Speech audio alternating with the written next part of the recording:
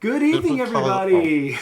Good evening, everybody. Welcome to another episode of Wyrmroost, the Wyrmwood gaming community D&D 5e Liveplay game. I'm Randall Hampton. I'll be your DM this evening.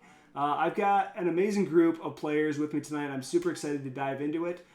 First and foremost, though, I want to address a couple of things that I want to make sure that everyone knows. We are super supportive of a lot of great creators in the D&D community. I'm going to first and foremost throw it over to our buddies over at Bard and Barbarian. So I want to give a big shout out to you. Thanks so much for not being a sponsor, not really a sponsor, hashtag not a sponsor. But we want to promote them anyway. So go over and check out their stuff. Also, The Little Game Master. I'm the author and illustrator of the Little Game Master series of children's books. They are basically Dr. Seuss meets D&D without all the racist stuff. So yeah. Little Game Master. They're children's books that introduce kids to tabletop role-playing games. They're great. What's not to love? What's not to love about that? What's not to love? With the aging group of D&D nerds out there, hey, you know what? You're having kids. This is a good way to introduce them. What I'm going to do real quick is I'm going to send it around our table so everyone can introduce themselves real quick, and then we're going to jump in and have some fun. So we're going to start real quick with Lucigen. Tell us who you're playing, who you are, and who you're playing. Hey everyone, I'm Lucigen. I am the creator of the Wormling Twitch Tour, which is a thing that we've started up since COVID happened, where we get the community together and hang out for like 12 to 15 hours and just share whatever you're passionate about. So that is ongoing, but that's pretty much, I stream a little bit on Twitch, but not really. And I am playing Milos, the snow leopard tabaxi. Love it. All right, Clockwork Sorcerer. We're gonna move over to next, and we got Nick, Mr. Nick Trepanier from Wyrmwood Gaming. Go ahead, give us a rundown. Yeah, I work at Wyrmwood. I've been there for like 5.5 years now. So that's fun. Yeah, I'll be playing Jen Law tonight. A very spirited kobold, and we'll have some fun. All right, moving on down. Justice. Hey everybody, I'm Justice. I am one half the team at Bard and Barbarian. We do various tabletop RPG stuff, and we have a little web store as well that we use to support other creators in the community. And you might know me from my regular appearances on Worm Life, but it's really just this part. So if that gives you chills and familiar, that's me. And tonight I'm playing Toman Boonthread, and I'm a foul-mouthed gnome artificer, and I'm here to kick ass and chew bubblegum, and I'm all out of bubblegum. Going back around to the bottom, we got Josh. Yeah, hey, my name is Josh. I'm a freelance tabletop game designer. I'm a variety streamer, and I'm also the assistant director of ambassadors at Jasper's Game Day, a nonprofit organization that uses tabletop gaming for our cause of suicide prevention and awareness. So super stoked to be here. Who are you playing? And I'll be playing Stefan Shale. He is a turtle monk, and we'll get to meet him in a little bit, but he's kind of a quirky guy. I want to know right now, of all the people that have played Turtles, have they not always been a monk the first time you play one? I mean, they have to be. I've seen turtle clerics as well, like first up. Yeah, I feel like it's one of the two. But I have a turtle druid. Well, I think mine was a bard. This amazes me because like the first time I heard turtle, I'm like, oh, we can have Ninja Turtles. This is amazing. Right. Like I was so excited about that, and that was immediately. I the never first thing connected that those dots. I sort of hate myself a little bit now. I never made that connection. No, I legitimately went through character creation and then realized after the fact, oh, I'm playing a Ninja Turtle. Absolutely, you're playing a Ninja Turtle. It's Well, amazing. now the question has to be asked: which Ninja Turtle are you? Oh yeah. Well, we'll find out. We'll find Well, out. that's fair. We'll True. find out. Donatello, the best one. Diana. Hey everybody, I'm Diana D'Amico. I am the other half of Bard and Barbarian. I'm the affiliate manager and the product manager over at Die Hard Dice. And tonight I will be playing Lottie, the Yanti. Druid Barbarian. Oh man. Lottie, Lottie, she likes to party. Is that party or potty? See, I hate this voice because you can't. Porque no los dos. Thomas like, you heard me. You'll have to find out later. I said what I said. All right, wrapping up our table, Carla. Hi, I'm Carla Rodriguez. Some of you might know me from the Wyrmwood Twitch as one of the modders, Blame Carla. That's sort of my claim to be on this panel of people that are people I look up to. So this is awesome. I'm going to be playing Geo, Earth Genasi Rune Knight, which is something I've never played before. So I'm kind of excited about all this. Fun.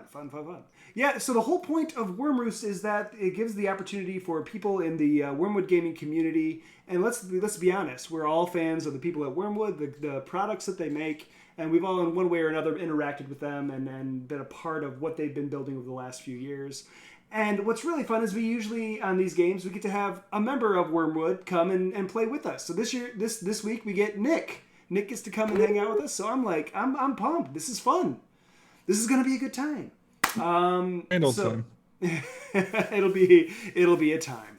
Awesome. So I'm now nervous. You will be. So leading up to this week, every game in Wyrmroost has taken place within the Kingdom of Kaldorn. Outposts along the outer wall have been falling under siege, one after another, and it seems to be one giant coordinated attack. A group of assassins, would-be usurpers, have been barging through the gates, trying to find their way to the Citadel for some reason. And that's where we pick up today. Today we're far to the north, in the northern mountains of Kaldorn, at a stronghold known as the Nest.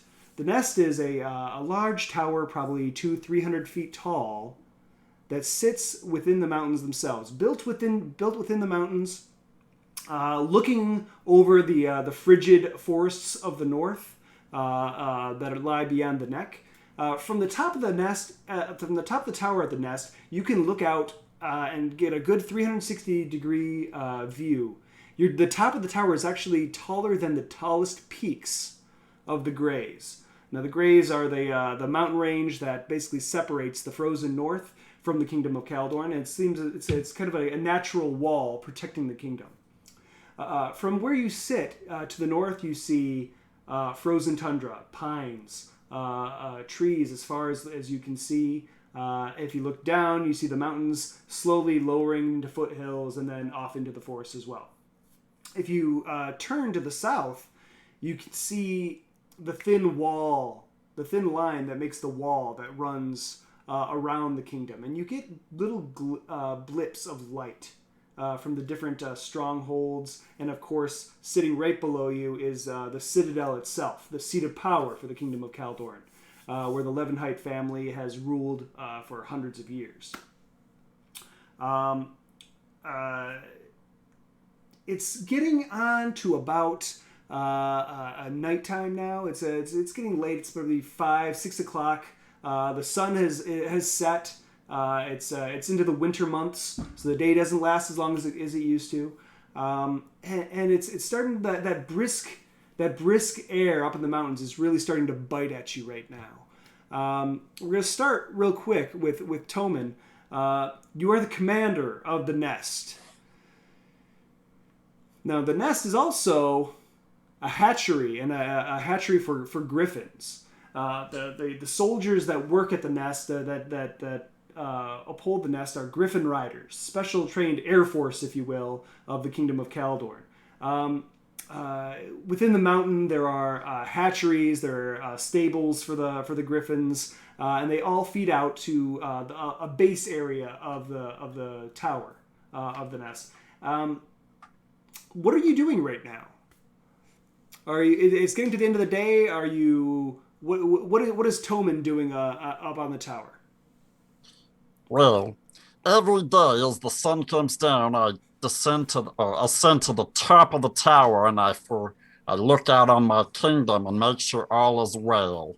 You know, it's kind of the ending of the day, and I gotta make sure that we're still good.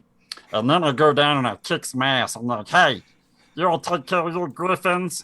You preen their feathers. You take off their saddles. You clean your weapons. I'm a real hard ass. All right. I'm going to pick a couple of randoms here. Geo and Shale. What are the two of you doing? You've all been working together for probably the last 3-5 years. You've become a tight-knit group of soldiers.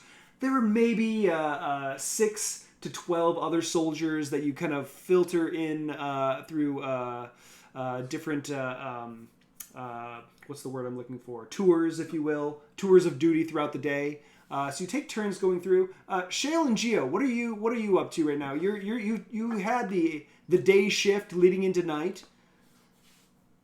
Where are you at? What's going on? Are any of you on patrol? Are any of you doing the basic upkeep of the nest? Are you working with your griffins? Tell me about your griffins, please. It's a very good question. Geo, feel free to tell me if you feel differently, but perhaps we've made a point of caring for our griffins at this exact time as Toman is passing by, so that we're very clearly on task when the commander is present. And then, of course, as soon as he's gone, we'll go back to goofing off. Playing cards. Absolutely. But as he walks by, I'll make a point of be like standing there, perhaps hand feeding my griffin, just perhaps speaking, whispering into their ear, just trying to look like I'm really being a very diligent rider there for a few minutes. What are your griffins' names? My very large griffin, he's dark gray, silver-tipped on the wings and on the feathers on his head. His name is Slate. Okay. And he's rather ill-tempered. So he's he takes a lot of bribery to get some work done. Okay. And he particularly likes, certain food, and I make sure he gets that, or I end up falling in the sky. And I'm an Earth Ganassi. I'm not afraid of the air, I swear. Totally not afraid. At all. Shale, what's your griffin's name? That would be Lucenzo. He's a pretty cool griffin. I would recommend hanging out with him sometime. He's very friendly. All right. We're going to move on. I'm going to say that I think Lottie and Jen La, I think the two of you are out doing your rounds real quick. You're just returning from a brief excursion just over the foothills to the north, so you're riding back. Lottie, are you on a griffin? Are you? Tell me how is your guys' excursion going? Well, rather than being on a griffin, I likely am a griffin at this point in time. A very small one, younger. So it's characteristically whining while flying through the air because these cold temperatures are just unreasonable.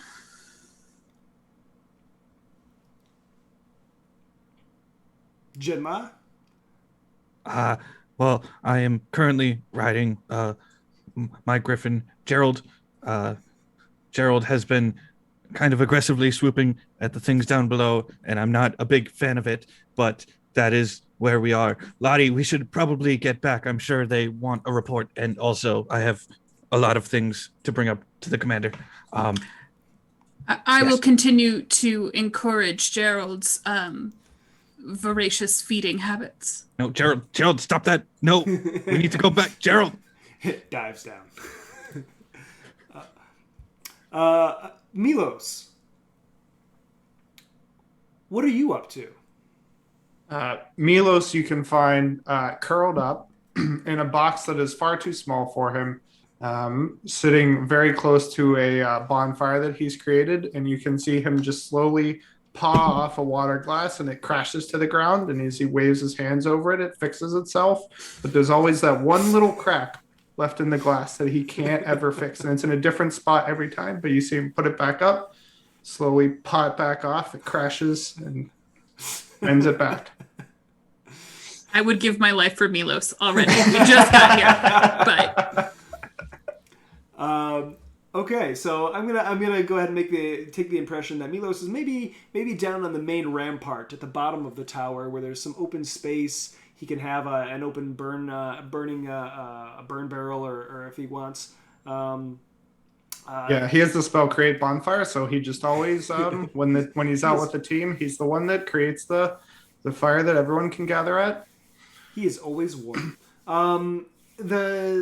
The ramparts of the tower, the tower itself is built into the mountain, but the very base of it, it's been basically carved away and stone has been laid so that it's a nice, flat, even space for probably a good, 30 feet from the tower and then a good 60 feet to 80 feet wide. So it's a big open expanse. If you wanted to, you could have many griffins that could land there and then take them into their roosts, if you will.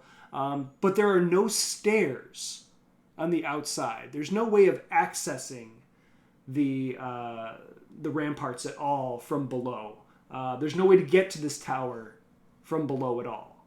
You would have to have ice pick and rope and trying to climb these sheer cliffs to try and get to this place. There's no way to get here that you guys have ever seen other than the way that you came. It's getting a bit later. You guys go through to kind of get through the minutiae. You guys get through meals. You take care of your griffins. You get them. Genla and Lottie come back to the tower from their excursion just to see if anything's happening around. And from what you can tell, it's been a very quiet day. You've got a long view, but as night starts to set in, the mists at the foot of the mountain are hanging a little heavier than usual. It's that thick, heavy, almost opaque mist that comes out from the trees and just lingers on the ground below. And it's unnerving, but you've seen it before. It's one of those things like, oh, it's gonna be cold tonight, son of a. It's not a great feeling. You have a few hours yet before the full turnover into the next group of soldiers from the Kingsguard. Toman, what do you instruct your recruits to do? Well, it's very important to have good hygiene. So I make sure that they not only clean their griffins, but they also clean themselves. It's very important to get all the nooks and crannies, because that's where bacteria grows. Oh yeah, and stay alert. All right. I'm assuming you guys probably have a normal routine for your posts. Who's down on the ramparts? I'll go. Okay, Gio's down on the ramparts. Anyone else down in the lower level, there's two main areas. There's the ramparts that look to the north, and then there's the observation deck that can see everything. So, I'll go down with Gio. Okay. I'm probably not far off from the ramparts either. You were still breaking glasses. Oh yeah, that's right. I'll go to the observation deck. I would Okay. also be on the observation deck after bringing my list of potential problems to Commander Toman, of course.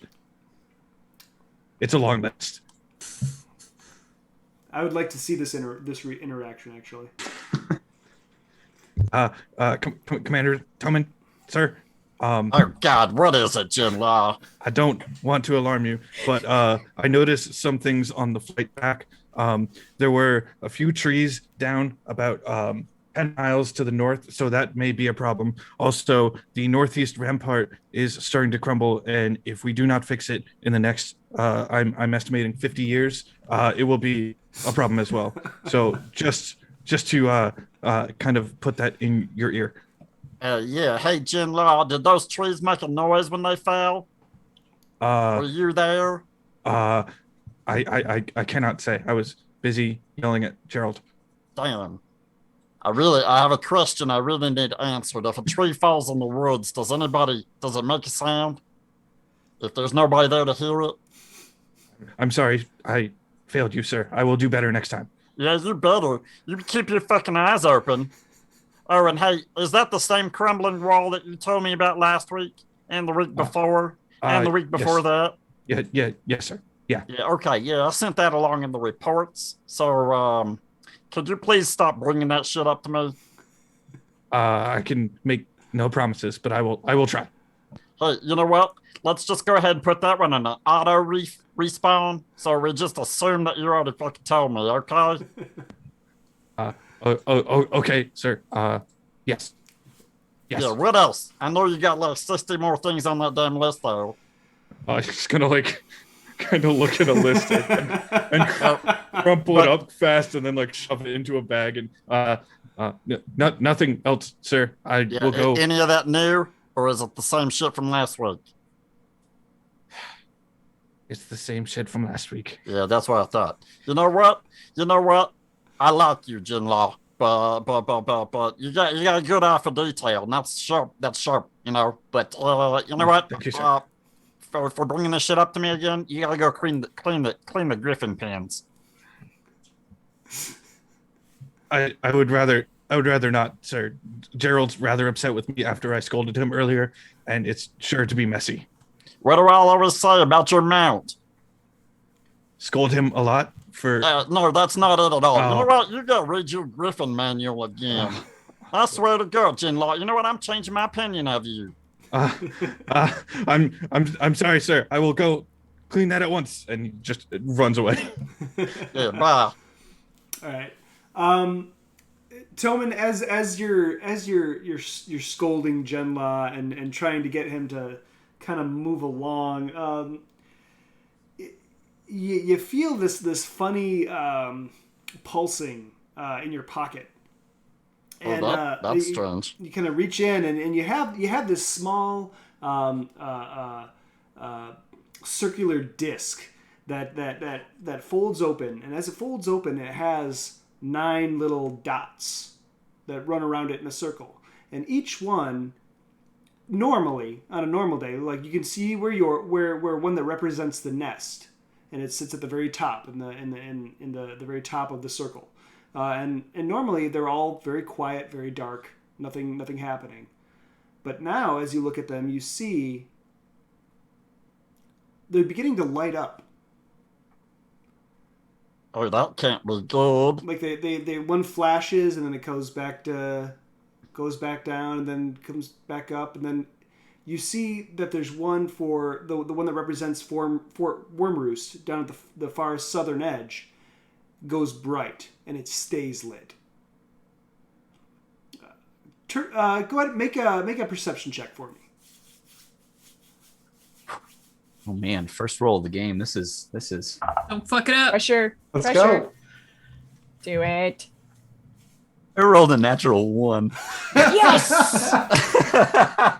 You look at it for a second, you shake it a little bit, think, no, that's fine. There's nothing going on there. You snap it shut, put it back in your pocket. This damn thing's a defective. And it's just in your pocket. It's vibrating like a 1990s pager. It's just going off.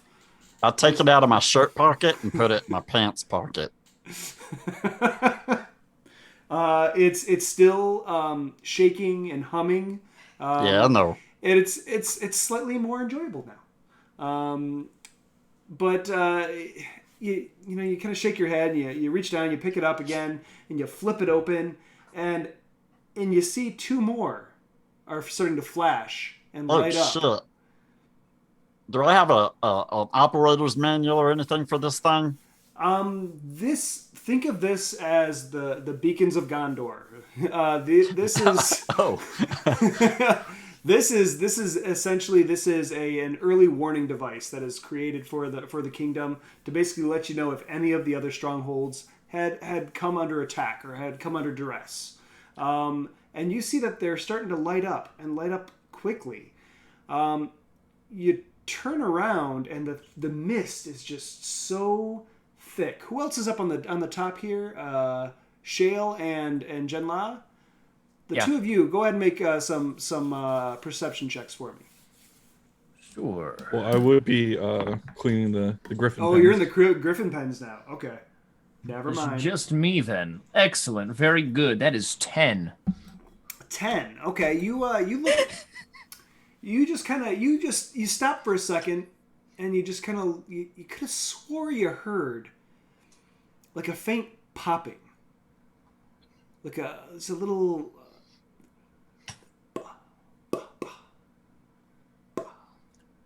But you can't what is that? It's not a sound that you're familiar with.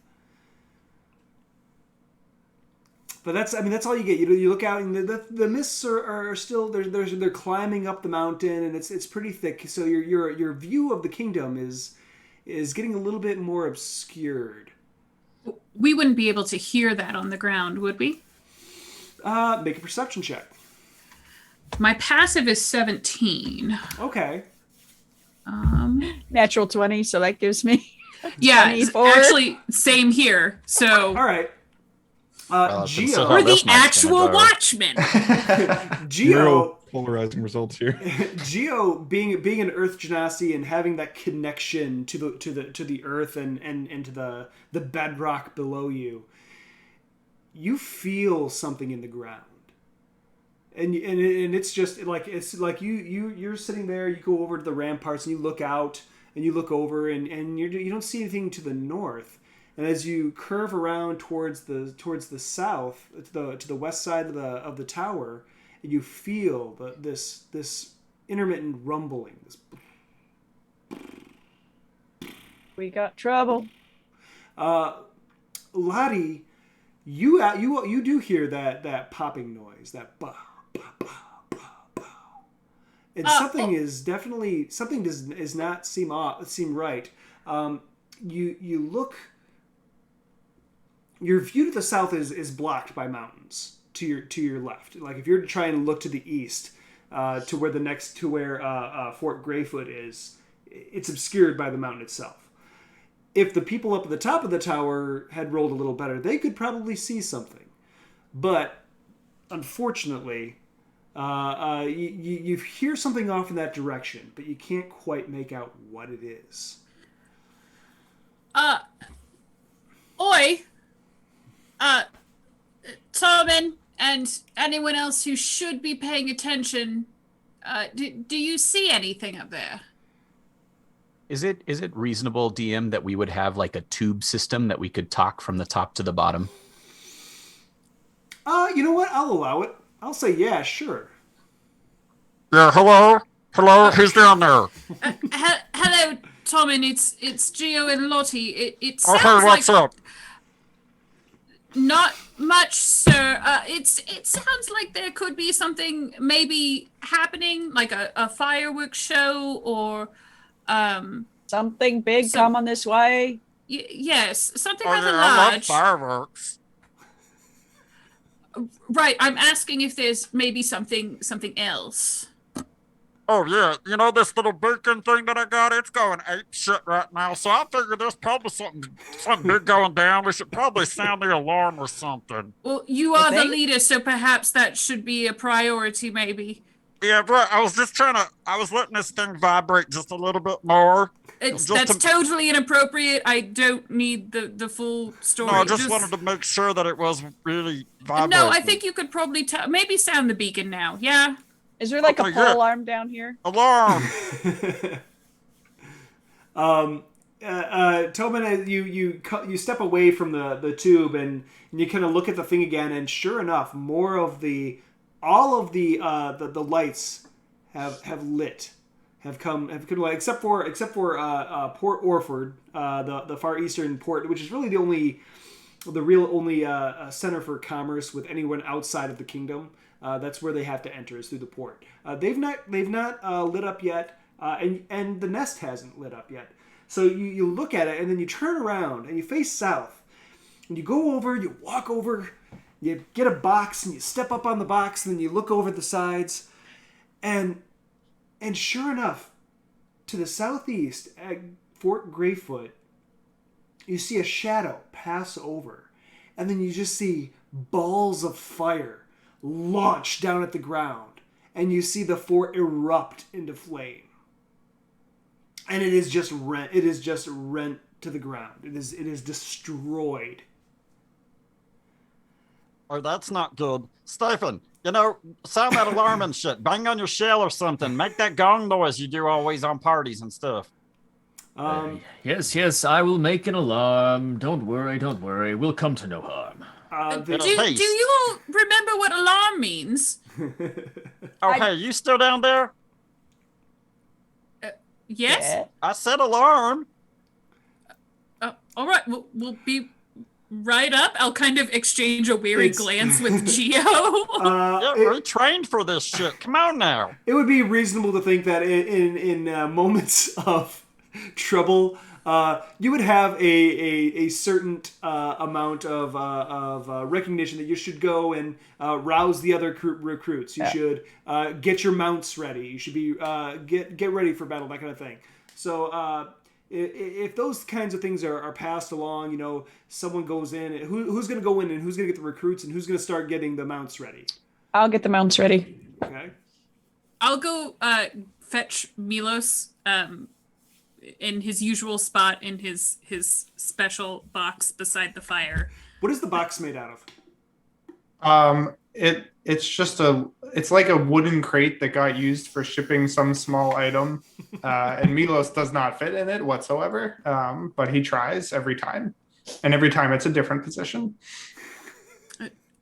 Darling, I don't mean to interrupt, but it seems that there might be some activity happening. Oh dear. The alarm's going off? Well, there's some debate as to whether or not it was ever actually raised, but apparently our presence is requested. Okay, let's go. Time is of the essence. Do you want to knock it off one last time before we go? Oh, yes. And then he flicks his tail and just smashes it across the ground. I'll get that later. Very good. Shale, as you go over next to Commander Toman, you look and you see the same shadow kind of passing through the mist, and you recognize it as an airship. They are prevalent in the Citadel. People have come and gone through them, but they never really come this close to the wall. That's a very big no-no, and most other countries know that. As it passes, time passes a little bit. The mounts are brought up. The rest of the recruits are roused, and they get their equipment on, and they start getting their griffins ready to go. You see as it passes by, and off in the distance, you see the very what looks from this distance to be this small little tower. Having been there before, that the high seat is a massive tower. It puts the nest to shame. But this is where all the big magical study in the empire in the kingdom is done. It's where all of the more magically gifted recruits are sent. And you see the airship bombard the tower now. You see flashes of light on top of the tower, at the base of the tower. And then you see the airship slowly tilt downward.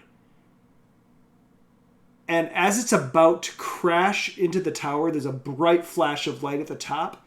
The airship crashes into the tower, and it just sends it careening to the floor, to the ground. It's reduced to rubble. Toman, the light in your little compact thing, for lack of a better term, for the high seat goes out. For Fort Greyfoot goes out. That's not good. Just right now, so as you say alarm, the alarm is raised, and the nest starts to glow, and Fort Wyrmroost is still glowing, and is still active. The others have all fallen. Shit. So what are your commands to your crew? You have your high elite guard, and you have 6 to 12 others that are at your disposal. Is there something that you'd like to see? What are your orders for your recruits? Yeah. So I'm gonna descend from my tower now, and hopefully everybody has gotten their griffins together. All right, you lot. It looks like we're under attack and we're the last bastion of defense. I don't know what's out there, but it's bad. So, just like we trained. All right. Each of you, two, just like we trained. We go off, you grab a couple recruits, the ones that you've been training with, and let's go off in a group of 3 different flights, like we've been practicing with the bee sting attack that we've been doing. You know what I'm talking about? Yes, is this attack plan Yes, sir. B or attack plan C? Oh, we're straight up attack plan Alpha right now. But And then you said we might fall back on Bravo, and then we might fall back on Charlie. And hopefully we don't have to fall back on Delta, because that means that both of you 2 are dead. Okay. So there's roughly 17, 18 recruits, 18 including yourself, all on the main ramparts now, with your griffins. So you take 3, 4 of the other recruits and send them off towards where do you want to send them? Towards Fort Greyfoot. So the recruits are not us. The 6 of us are elite. We'll just call them NPCs with a purpose. Okay. Yeah, I'm going to send a small detachment towards Fort Greyfoot, where we saw the airship.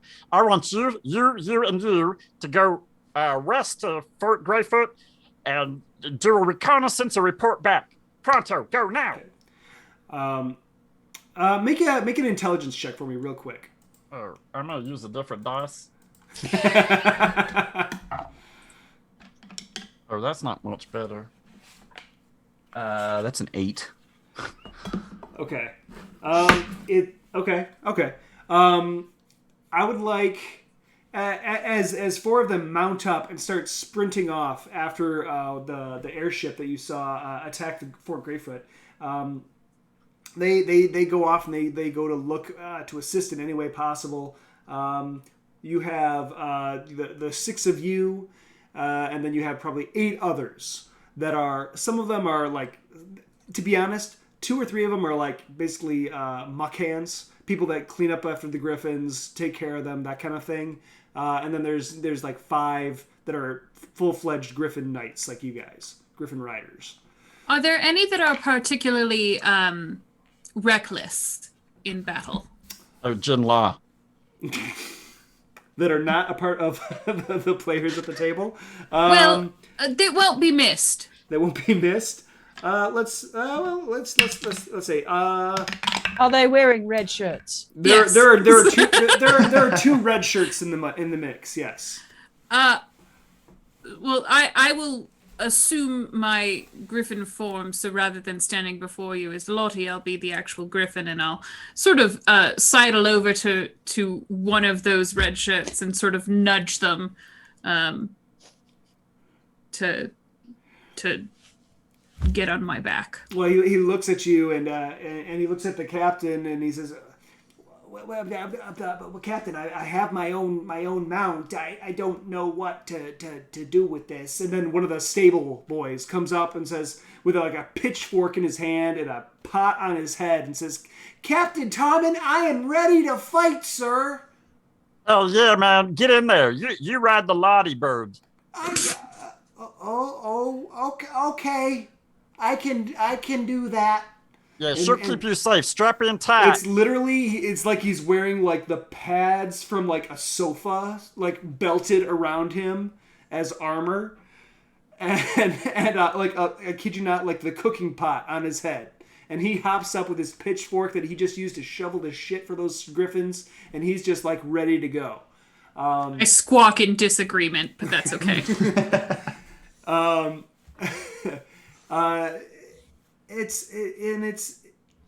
as all this kind of hustle and bustle is going on, you feel the air it's getting later, but the air is getting colder, and it's just starting like you can see the griffins are kind of fidgeting a little bit, and they're not quite. Something just doesn't quite feel right. It's getting colder. That mist that was coming out of the woods and across the low-lying hills is starting to creep its way up. It's starting to creep its way up the mountain, and it's almost like it's climbing up the mountain. But as it climbs up, it creates like a shelf of mist. You know what I mean? So you can't see. Like there's a good probably 200 feet below this deck, this hard deck that you can't see. Would we know that that's unnatural? Make an Arcana check. Or for you, I guess it would be a nature check. I'll let you make a nature check as the druid. Believe it or not, either one is a terrible modifier. I don't know how I managed that. But that's an 18. Nature or Arcana? Both. Which are you using? Nature. Nature? Okay. Usually, like fog and mist can absolutely form in ways that are very obstructive. This seems almost impossible to penetrate. It is thick. This does not seem natural. If Tommen is still fidgeting and addressing the group, I'll probably walk over and sort of pick him up with my beak and just face him towards the mist. Oh, hey, put me down! Oh, hey, that's not good. That looks pretty bad. Anyone with a passive perception over 15? How many of you is that? No? That's me. I've got a high passive. Me too. Me too. You feel Geo, I'm gonna let you feel this too, because just because of your connection with the earth, the ground is slowly rumbling, and it's in a very slow cadence. It's Like footfall type cadence. I don't. There's. Lottie, you feel it? Anybody else feel this? Make perception checks real quick. Give me a broad perception checks real quick. Nope. Oh my god, that's my third dice. I'm still under 10. 11. Yeah, 24. Well, 17. Whoa, okay. 24 will definitely get it. You absolutely feel that cadence of footfall, what feels like footfalls. And when you look out in the mist, you can see a slight glow. And the strange thing is that it's towards the top of that deck. Like looking out and seeing where it is in space, where the ground is a good 200 feet down. So the fact that this glow is hanging pretty well high up in the air and coming, and it's a good 500 feet out from the where you guys are seated right now. But it's slowly moving forward and slowly moving forward. And so you see this soft light, and then you hear something.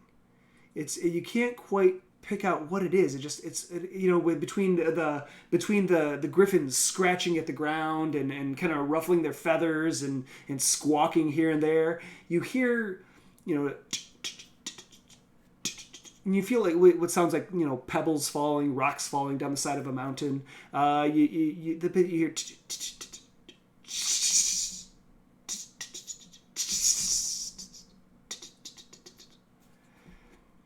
If you go over and if you look over the edge of the rampart, you look down and the thick mist is kind of wafting here and there, and you see what looks like small little pins of light, just ice blue light.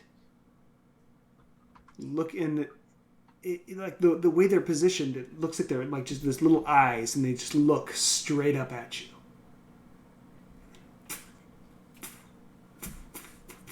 More. I'll turn to the rest of the group and just say, I can hear the sound of feet below, eyes in the mist aglow. I'm afraid there's danger in the night. We must beware as we must fight. I'm gonna love this so much. Lottie rolls her eyes in griffin form. So you see, anyone that wants to now can go over and look over, and sure enough, there are what looks to be dozens of eyes from this vantage point that you can see, and it looks like they're trying to climb up this impossibly steep bulwark, to get to the rampart. Does it look like they're making any progress, or? It's slow, but you know that where you're positioned on the mountain, for them to be where they are, they would have been climbing for hours already. Sir, do we have anything to throw over the side, like now, like right now? Sir? Oh, hell yeah, we do. GM, Yes. would we have any defenses built into the mountain, like Swiss Family Robinson style? like pull a string and it lets down a rock slide or something like that. Yeah, precisely. Like boiling oil down the side and lighting in a fire. Or you know that. This is here's my feeling. We're gonna let RNGesus decide a lot of this. Okay, we're gonna roll the dice. They're screwed. And we're gonna get a lot of yeses and nos. Okay, so I'm gonna roll d10s. Okay, I'm gonna roll a d10, odds and evens. All right, you're gonna have a fair shot, odds and evens, yes and no, that you have these things prepared. So if you have an idea, throw it out, and we'll see if we have it. I'll go with the oil to throw down and then light a fire. Oil to throw down. All right. Yep. So we're gonna I'm gonna let you guys roll dice here. This is what it's gonna be, and we're going by the honor system because we don't have roll 20 up and running. Odds yes, evens no. Okay. Right. So go ahead and roll a d10 or a d6 or I guess whatever, it doesn't really matter. But An 8. 8. So no, you don't have any barrels of oil. Don't have any barrels of oil. Would we perhaps have buckets of the excrement that we've gathered from the griffins? I'm going to go ahead and... Just on hand. Go ahead and roll. We'll see if you have it. That's a 9. So I'm going to say, yeah, that you have a composting feature that you use the animal excrement for. So it's there. It's all been relocated to one central area, so you can surely get buckets of it. I'm gonna kind of just like hustle the kid who climbed onto my back and sort of like tilt my head towards it, and then look at him. Well, yeah, I put it over there.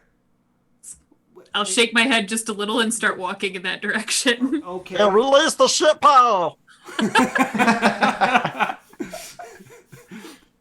You go. Okay. So so that's what do you want to do with the buckets of griffin poo? Well, so for my own pleasure and enjoyment, I take it this kid has probably never been on a griffin ride before, so he's probably never flown. He's never flown. Probably he's definitely ridden them and walked them around and led them. Okay. He's probably has never flown with one yet. Great. So he's going to be terrified. Awesome. So what I'd like to do is, once he kind of catches my drift and picks up the buckets of excrement, okay, at a breakneck speed, I'm gonna kind of take off and just fly really not low, but along the rock face above where the eyes are. Mm-hmm. and hope that he catches my drift and in his terror still realizes he needs to drop the excrement. You know, he get the idea. He picked up what you were putting down. He figured it out as he's riding along. He's like, "Oh, okay. Well, we'll just drop this shit right here," and he just chucks it down. I'll miss this kid when he's dead. We sure did. Now they smell bad. With a natural 1, it just busts against the mountain and just poo goes flying everywhere, but it doesn't hit any of the beings or the creatures that are currently climbing. I growl at him. Is there a chance that we would have set up light beacons? You know, it's a mountain. We've got griffins. We kind of want to be able to see the mountain at night. So like airstrips where they have like the lights that kind of go down. There are sconces and torches along the ramparts for sure. I will say yes. I'm not going to make you roll for this. I'll say yes. There are beacons at different points. Think of it kind of like what movie was it? It's where they have like yard markers out. You know what I mean? Where they go out. Distance markers. They can see where the arrows are going to go. Yeah, they paint the rock white so they know how far it is exactly and go out and out and out. So yeah, marking it out, 100 feet, 200 feet or so, 300 feet, so you know how far out things are. But yeah, there are lack of a better term, like cairn or like wooden. The word escapes me. Just giant beacons. Yeah. Whatever device we have, I'd like to run over and like activate that so that they all light up and we can see what we're facing down here. Okay. You hit the we're gonna say magic is plentiful in this kingdom, and you snap your magic glow stick and the beacons are supposed to come alight and blaze and it's lighting up like it should. But this mist is definitely magical in nature, and it's not letting the light shine through. Oh, we're in trouble. Should we scramble the Griffin Riders? Yeah, scramble the Griffin Riders. Stefan, what were you saying? Sorry. Cut you off, buddy. Come, Milos, light a fire. We can burn shit and throw it down the spire. Oh, yes, of course. I create a bonfire right next to us. Orange. What? Nothing. So you begin lighting pails of shit on fire and chucking it down the side of the mountain. I'm not gonna make you make a bunch of attack rolls here or nothing, but yeah, you throw it down and you see it hit and burst into you see like a burst of flame when it hits and you see what looks to be clothing igniting and setting on fire. It doesn't seem to be slowing them at first. It's like the one that you hit is still climbing. It's still climbing. And as it's burning, all of a sudden it crumples and falls and goes down and falls off the side of the mountain. But sure enough, another one takes its place. Can we tell what they are now that there's been some fire splashing going on? Make a perception check for me. All right. Fourth time's a charm. You got this. Hey, I rolled a 13. That's an 18. 18. They're very, very pale, bright, glowing blue eyes, and what looks like they have a humanoid form, but it looks like just jagged chunks of ice and rock that have been either embedded into them or growing out of them. The hair that's on their head is matted, and just like these spikes of pure ice come splitting out of the skulls in different ways. And their mouths, as one looks up at you and growls a little bit, you see almost like icicle teeth, forming this nasty claw-like maw, glinting at you in the light. Oh, that's scary as shit. Come on, everybody, get on. Where's Turtles? Turtles, come here. Let's get to air. Toodles Yeah, is my when I griffin. said we should scramble the griffins, I meant us. Let's take to the sky. Okay. Yeah, let's do that. You see as you jump on your griffins and you head out, you still feel that rumbling noise getting closer and closer. The blue light that you saw before is now it's more focused. It's brighter, and then circling behind it and in front of it and running around in different areas, and at one point it pops up out of the mist and then comes back down. You see a horse, but it's not a horse like you've ever seen before. Like, its hooves let off a blue flame. Its mane is just blue fire. As it comes up, it lets out this whinny and it snorts, and this hot what would be like, what you'd think, because it's fire, it'd be a hot breath, but it's almost like frost coming out of its nose. And there's a figure riding it, and it dips back down below the deck, the mist deck. Now, is this a regular sized horse, or is this a larger horse? It's a little larger than normal. Like, it's like a Clydesdale. It's not like a massive horse, but Clydesdales are pretty freaking big. Yeah. It's easily the size of one of your griffins. So, sir, did you see that? I don't like that, sir. Yeah, you know what? That's going to be your responsibility. You take care of that horse. He who sent it, dealt with it. All right. You know the rules. I'll go with you, Jinla. Thank you, Gio. Thank you. Does anyone have... No, I guess, no, never mind. I'll let you guys deal with it. I don't want a railroad. Would I perhaps be able to sort of swing myself back up to the top of the rampart where everyone is still getting ready to take flight? Mm-hmm. And as I'm sort of swinging back up, I'm going to catch one of the ramparts with my hand and swing around, drop my my wild shape mid-process, so the little kid just kind of goes flying, and then immediately turn around and poison spray down the side of the wall. Okay. Is it just a con save? Yeah. All right. They all seem to be immune to poison. That's stupid. In that case, I just stick out my tongue at them. They just kind of like it hits them, and it just kind of it's like splattering them in the face, and just kind of like drips off, and they keep climbing. They're probably about 30 to 40 feet down from you now. They seem very resilient for creepy. Does anyone else have any creatures. other ideas for defenses for the tower or anything like that they want to see if you have? At this point, We can be creative. At this point, I'm looking to be airborne. I have one thought.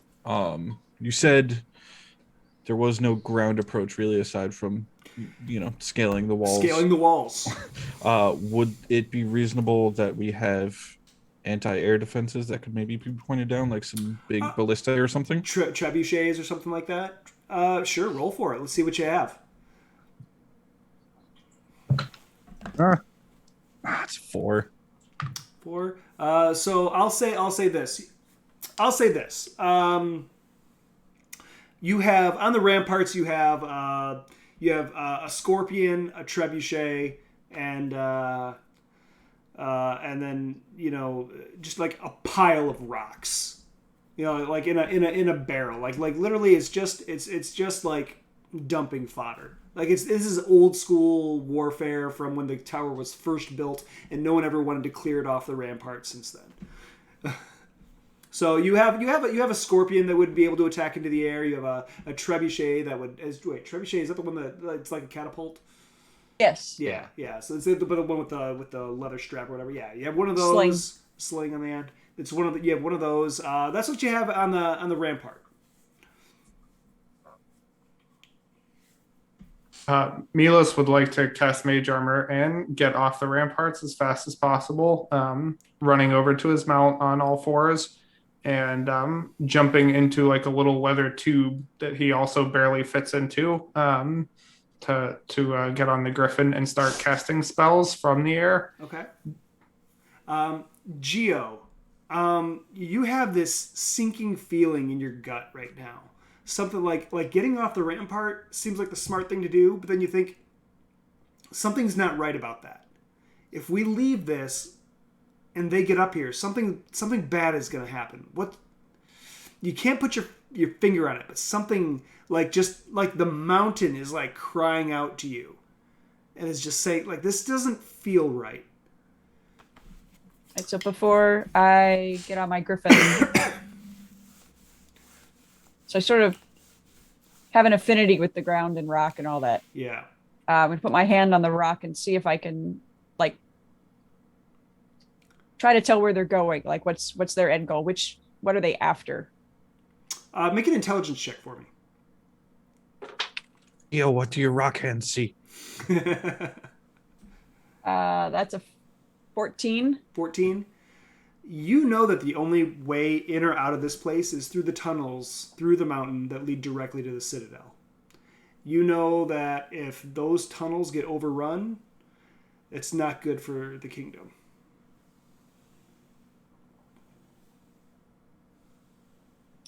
Commander? What up? I think they're after the tunnels. I think they want to go to the Citadel. We So can't do leave I. here. Oh, yeah, we know where We gotta got to protect defend the it. tunnels. Well, yeah, but we got the Griffins. We're going to Air Force this shit. However many hundreds of them versus how many griffins, sir? Look, I got some tricks up my sleeve. I'm going to rain down hellfire. DM, do I get the feeling like we have a red button solution that we can collapse the tunnels? No. Great. No. What you know is that this is the tunnels here are one of the only ways to get to the tower. You also know that it's the escape route for the Citadel. If the royal family, if the Citadel were to fall and the king and his family had to escape, They're coming here. they're coming here. Oh boy. We have to defend the Citadel. I mean, the nest. If they get them Both. tunnels and the royal family come through here, they'll take them. As you've been talking about this, and as you've been trying to figure out what to do, and Milos jumps on his griffin and he takes off. Jim, I'm flying right above the group. I'm staying real close by. Okay. Toman had jumped on his griffin. He was getting ready to take off. The mist starts to part a little bit as the light gets closer and closer. It's maybe 200 feet away now. And you see what looks finally to be, for lack of a better term, a walking iceberg. You see this one glowing ocular socket in the center of what looks just to be like a mountain of ice. And it just slowly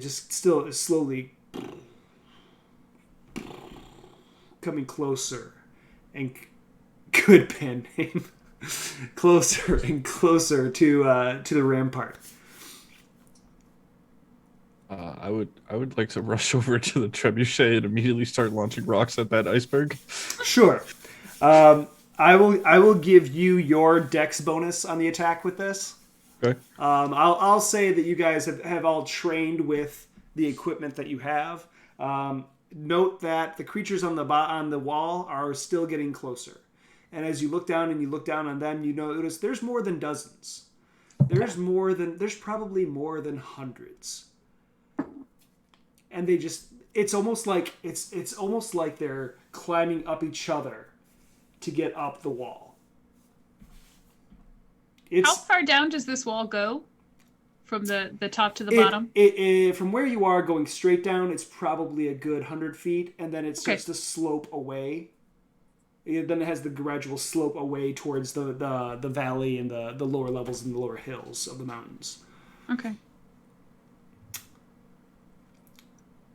Am I on my griffin at this point, or have I not made it off the ground yet? Would you like to be on your griffin? I had said earlier that I was hoping to be. Sure.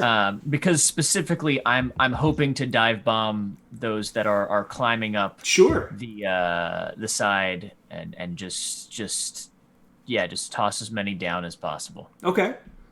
All right. This is what I'm gonna do. As things are getting closer and closer and closer, we're starting to get into what looks like maybe a little bit of a nervous situation. So I'm going to ask everyone to roll for some initiative.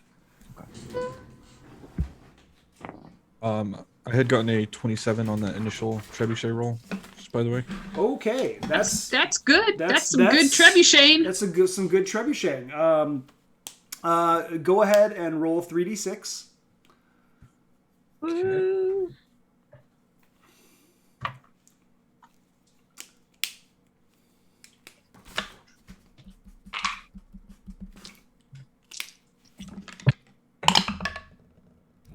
That's a 14. Me too. Yeah. All right.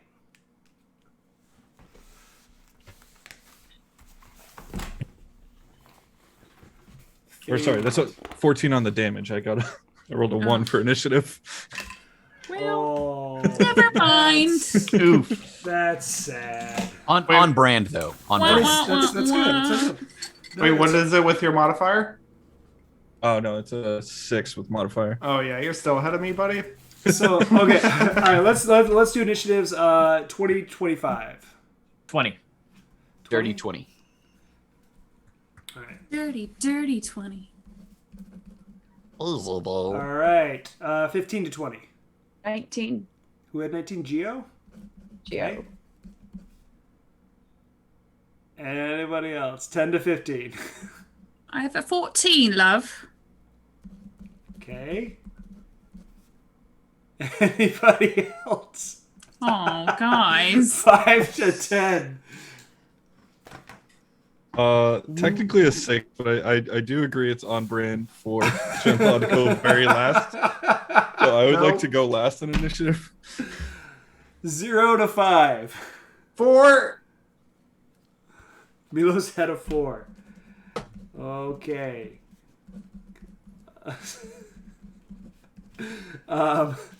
Toman and Junla, what'd you have? Did you both roll ones? No, I had a 20. I had a dirty 20. Yeah. Oh, you had a Toman, dirty 20. Toman had a 20 as well. Okay. And so I'm happy to defer to Toman being the commander and let him go first. Okay. All right. So You damn Skippy. and Jen.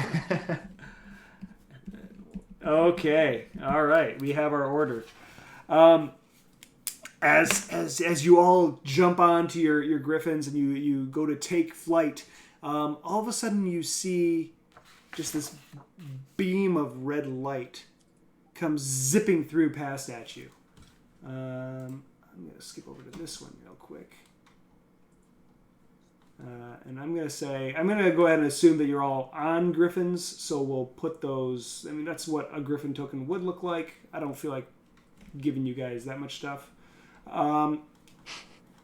Giving you that much trouble to worry about. We're going to do a lot of theater of the mind here tonight. But I'm going to assume, like, this gives you an idea of what the ramparts look like, okay? I'm going to say you guys are all roughly... I'm going to say you're clumped 3 and 3. So I would like Lottie, Shale, and Geo to make a dex save for me real quick. Is this an effect that I can see? You see a red beam of light come and hit the rampart and just detonate. So, yes. Yes. Okay. Very much. That would be a 12. Natural 20! Okay. 19. Okay. And if this is Yeah, something that I can make a dex saving throw for. I'll use my evasion to take half damage on whatever it is. Okay. I rolled piss poor. All right. Geo, you had a 12. 21 points of damage. Yep. Fire damage, specifically. Lottie, you take half that, so you take 10. Shale, 19, which is success with evasion, success. no damage. This is with no damage. You got on your bird and you got the heck out of the way. Toman. Yes. First and foremost, Yip, Toodles, let's go. Toodles, I love it. as my gigantic jet black griffin with gold plumage jumps off, I look comically small on him, but I will. I'm gonna go ahead and create an eldritch flamethrower. Oh, okay. This is what you guys see coming up the walls at you. Oh, I don't like that. That's spooky. Okay, and it's just these light blue eyes, and they're crawling up this wall, and there's just dozens and dozens and what looks to be hundreds of them, and they go below the mist decks. You can't even see where they end. The beat of light that you saw came from the person riding the flaming horse, and that is what is lumbering towards you. Oh, Jesus. Except it has a full body and things like that. For chat who can't see this right now, that is like 30 feet by 30 feet. Like, I am scared. larger than the radius of a fireball, this ice cube with an eye thing. It's Ocular literally socket. Is this global warming getting revenge? Is that what's happening right That's now? what it is. That's what it is. This is global warming. This is a good. glacier forming the Great Lakes right now, just cutting its way through. You know, we can't say we didn't deserve it at that point. Like, all right. All right. So Toman, you've created an Eldritch flamethrower. Yep. And GM willing, I'd like to have it do this. I can do it as a small or a tiny, and I'll do it as a small, and assuming that I have some sort of leather harness on Toodles. that the Eldritch cannon can affix itself to the griffin's chest. Okay. For the sake of brevity, I'll say I'll allow it. Okay. Or, I mean, I could just hold it too, but I figured really cool, it'd look cooler hanging off Toodles' chest. I'm gonna make you roll to see if you singe him when it goes off. That's fair. There's a chance if you roll poorly enough, it might hurt him. Oh, I might kill myself here. Stay safe, Turtles. Here we go.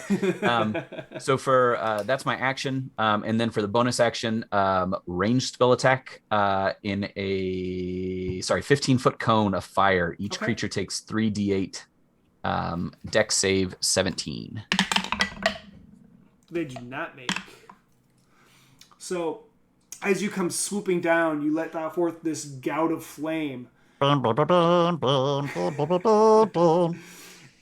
you swoop along the topmost kind of wing row of these creatures that are climbing up the top, and you light probably 5-6 of them on fire, and as they just kind of at first they just kind of react, still try and climb, and then fall backwards and fall off.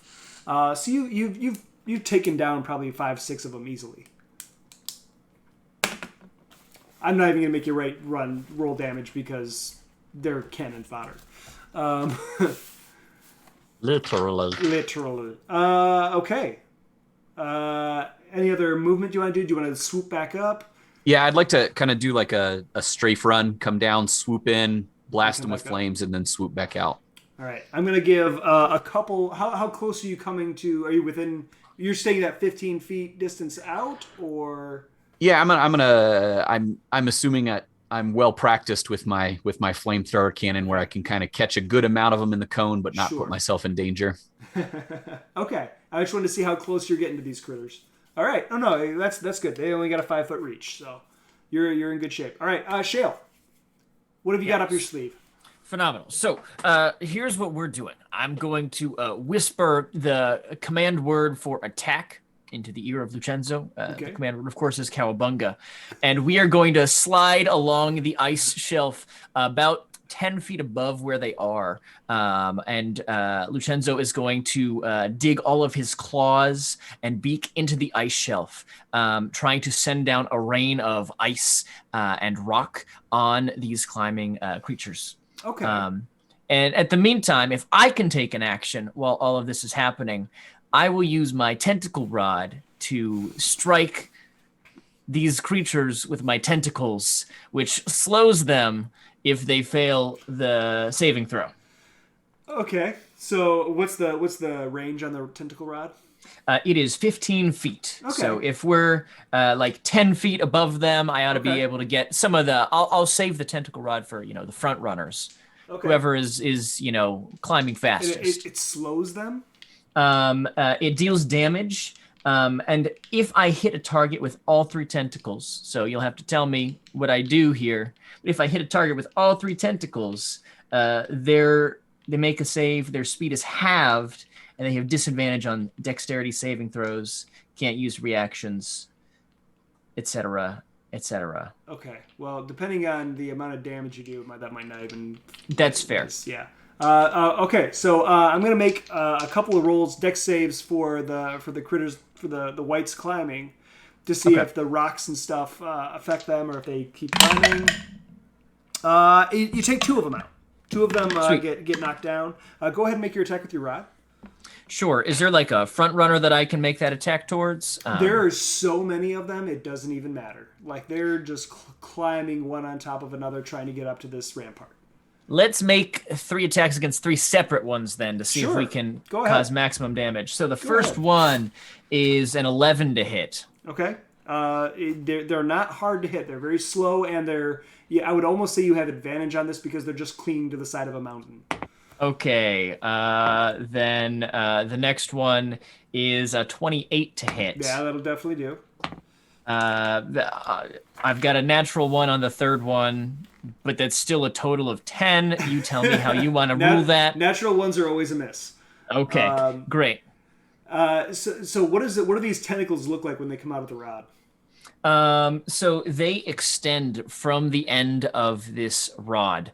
And so as I'm kind of holding it down, trying to stop these creatures from progressing, there are these kind of green and brown tentacles that reach out and just smack them, like striking them across the face, trying to grip their arms and rip them off. You reach out with this rod, and 3 of the tentacles go whipping out. One of them indeed just grabs around the neck of one of these whites and just pulls it and flings it off the wall. Another one snaps at one, breaks it clean in half right at the spine, and it crumples and tumbles down, its eyes still glowing.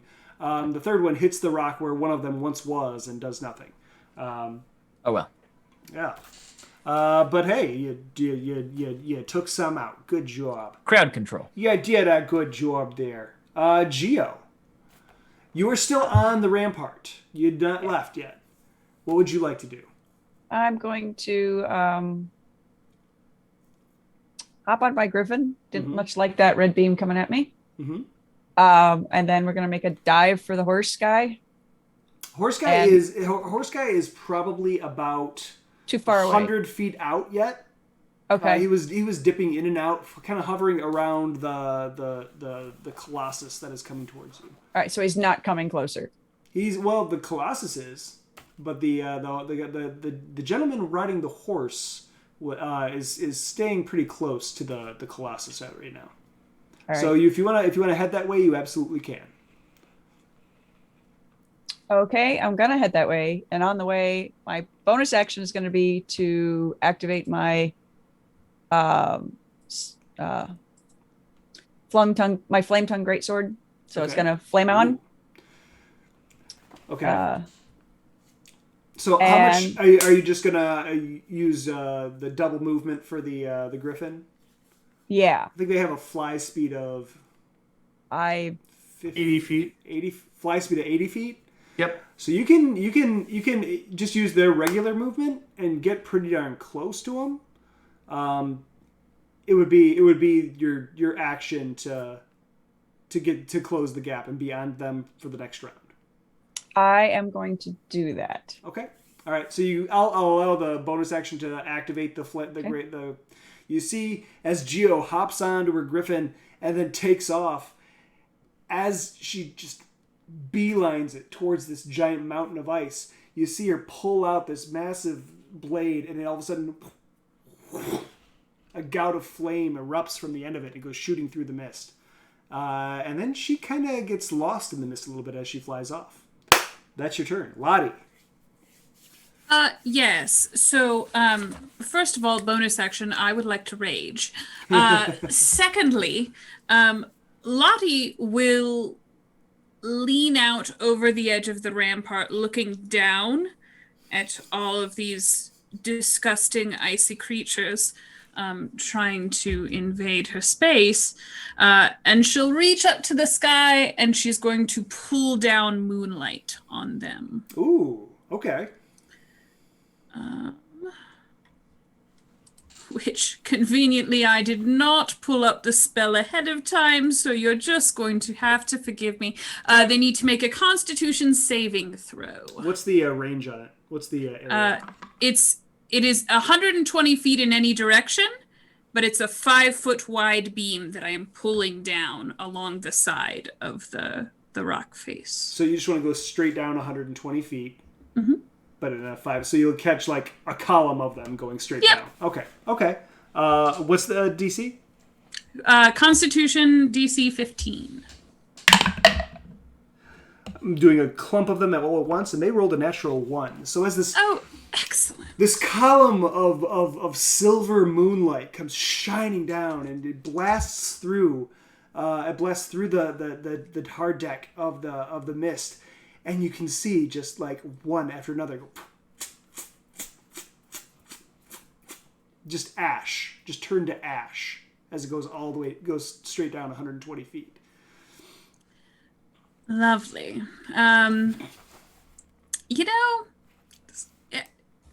Dungeon Master dearest. How likely do I think it is that I could slide down the rock face and look super cool? It's a pretty sheer cliff.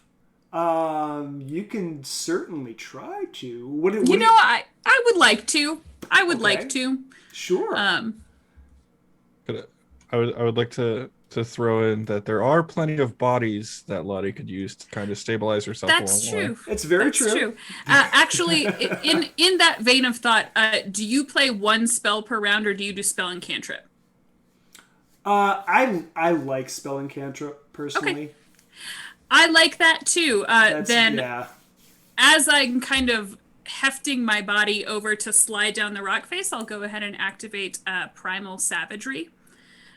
So she flips over the edge and her fingernails grow into these almost claw-like weapons. So as she's sliding down, she'll stretch out her arms and try and catch just a couple more ice fiends on the way. You got 30 feet of movement? Yeah. You gonna go the whole way? Yeah. All right, so what I'm going to do is make one attack roll for me. Okay.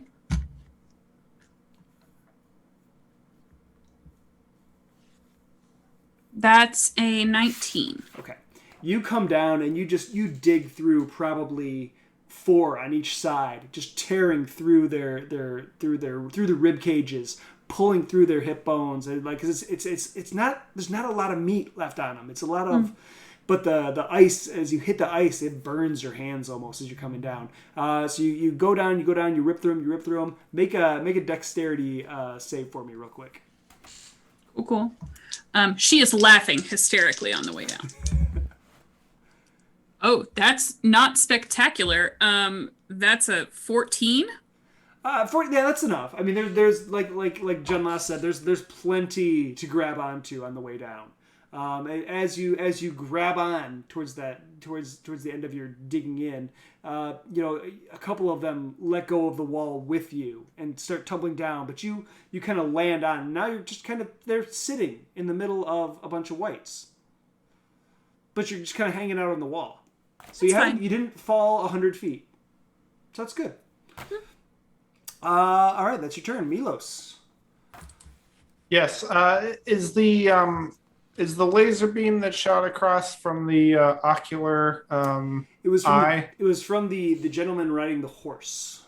And is that the gentleman on the right side here? Oh no! That's what all the little whites look like that are climbing. Oh, okay. You haven't seen the guy that's on the horse yet. Okay. I would like to fly out over top the thing, dipping below the mist if I need to. Oh boy. And try to find the horseback rider. Okay. So it'd be the same thing. It'd be jumping on and taking double movement to get out there. Do you have a bonus action you want to use? Nope. So you get out there. You and Geo basically jump on together and just tear off. Flying right through the mist, and you're kind of like in step with one another as you go. And as you come through, you see, you get closer to the giant mountain of ice, and you see that eye, that giant glowing eye, and all of a sudden, look at you and know that you're there. And then just peeking up behind, you see this black horse with blue flame at its mane coming off of its hooves. Snorting just ice frost crystals, and astride the horse is this blue-skinned tiefling whose eyes are just glowing blue. He looks like his hands are clenched as if he's constantly concentrating, trying to maintain something. And you notice that the horns that come off of his head are glowing with the same pale blue energy that you see coming from his eyes and shining in the eyes of all the whites that are climbing the wall. That's your turn. Having noticed something and coming into its space, this monstrous colossus all of a sudden slowly, but still just like you see it coming and you don't know that you can react enough. This giant, almost club of an arm of pure ice and rock comes swinging right towards you, Milos. Okay. And just goes, you're just too fast on your griffin, and it just misses. You just go dive. It just goes right underneath you.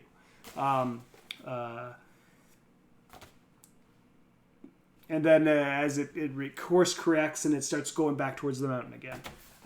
Jen La.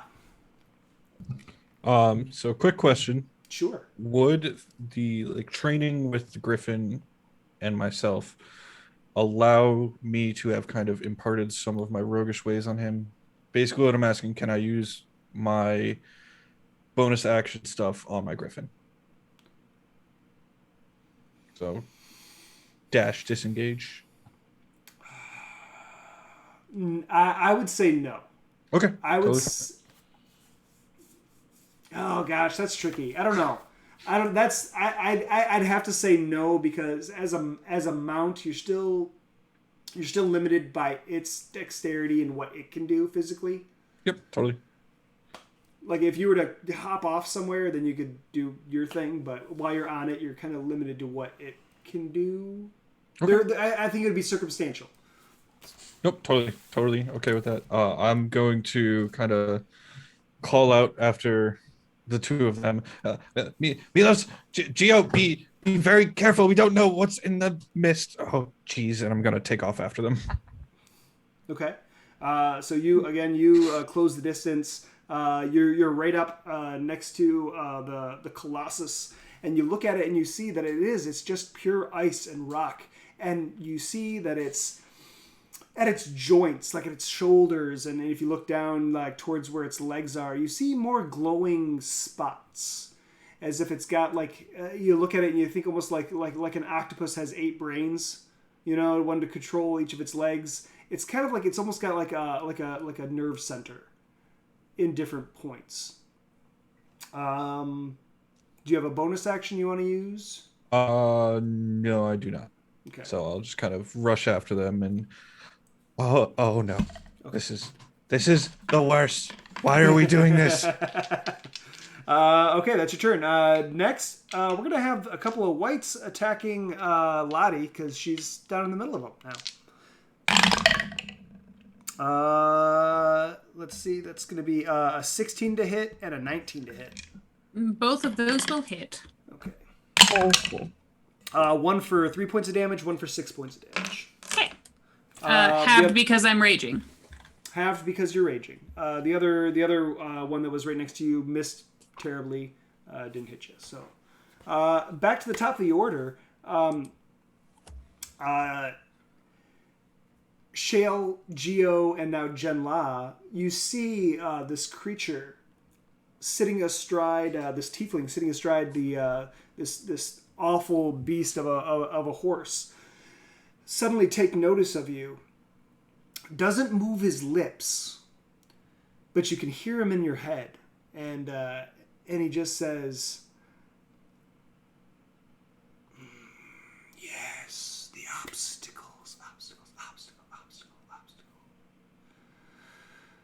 Let's do this quickly, shall we? Wait, shall we? And it just echoes almost. And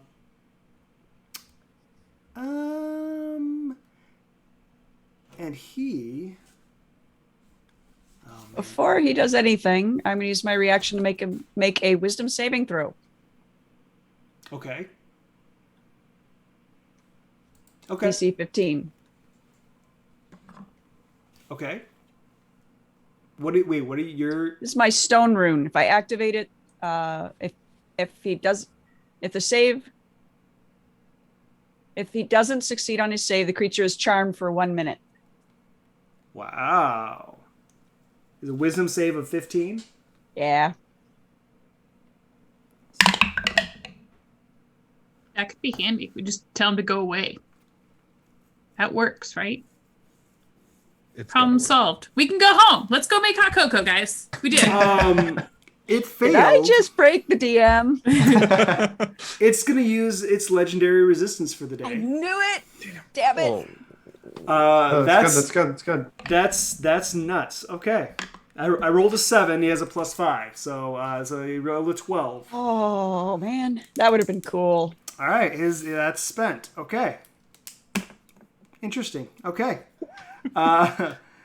Having felt that presence come over him, all of a sudden it looks at your griffin, and sends out a pale green beam at your griffin. Yeah.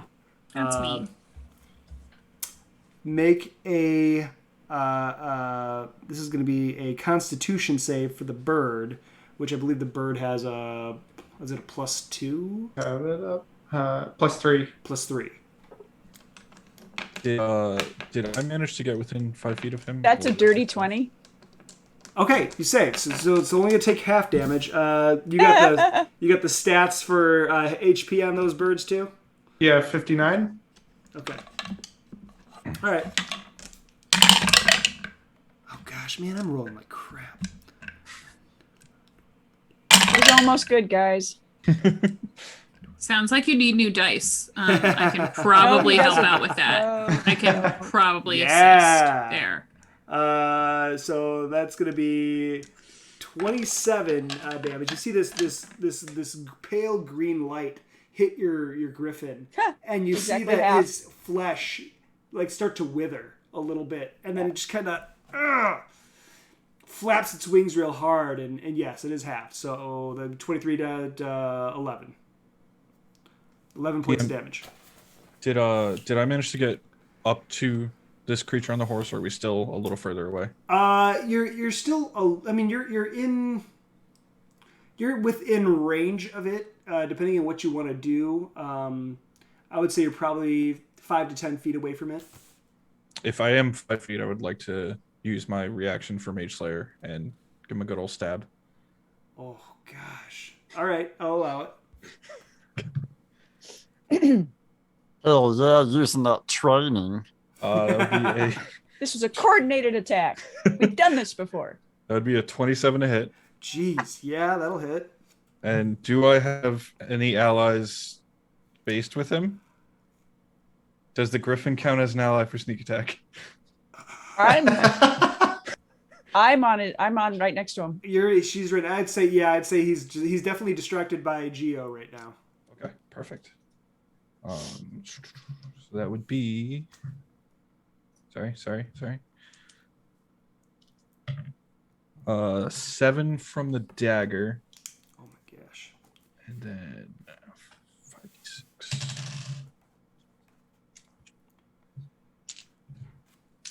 Rogues, man.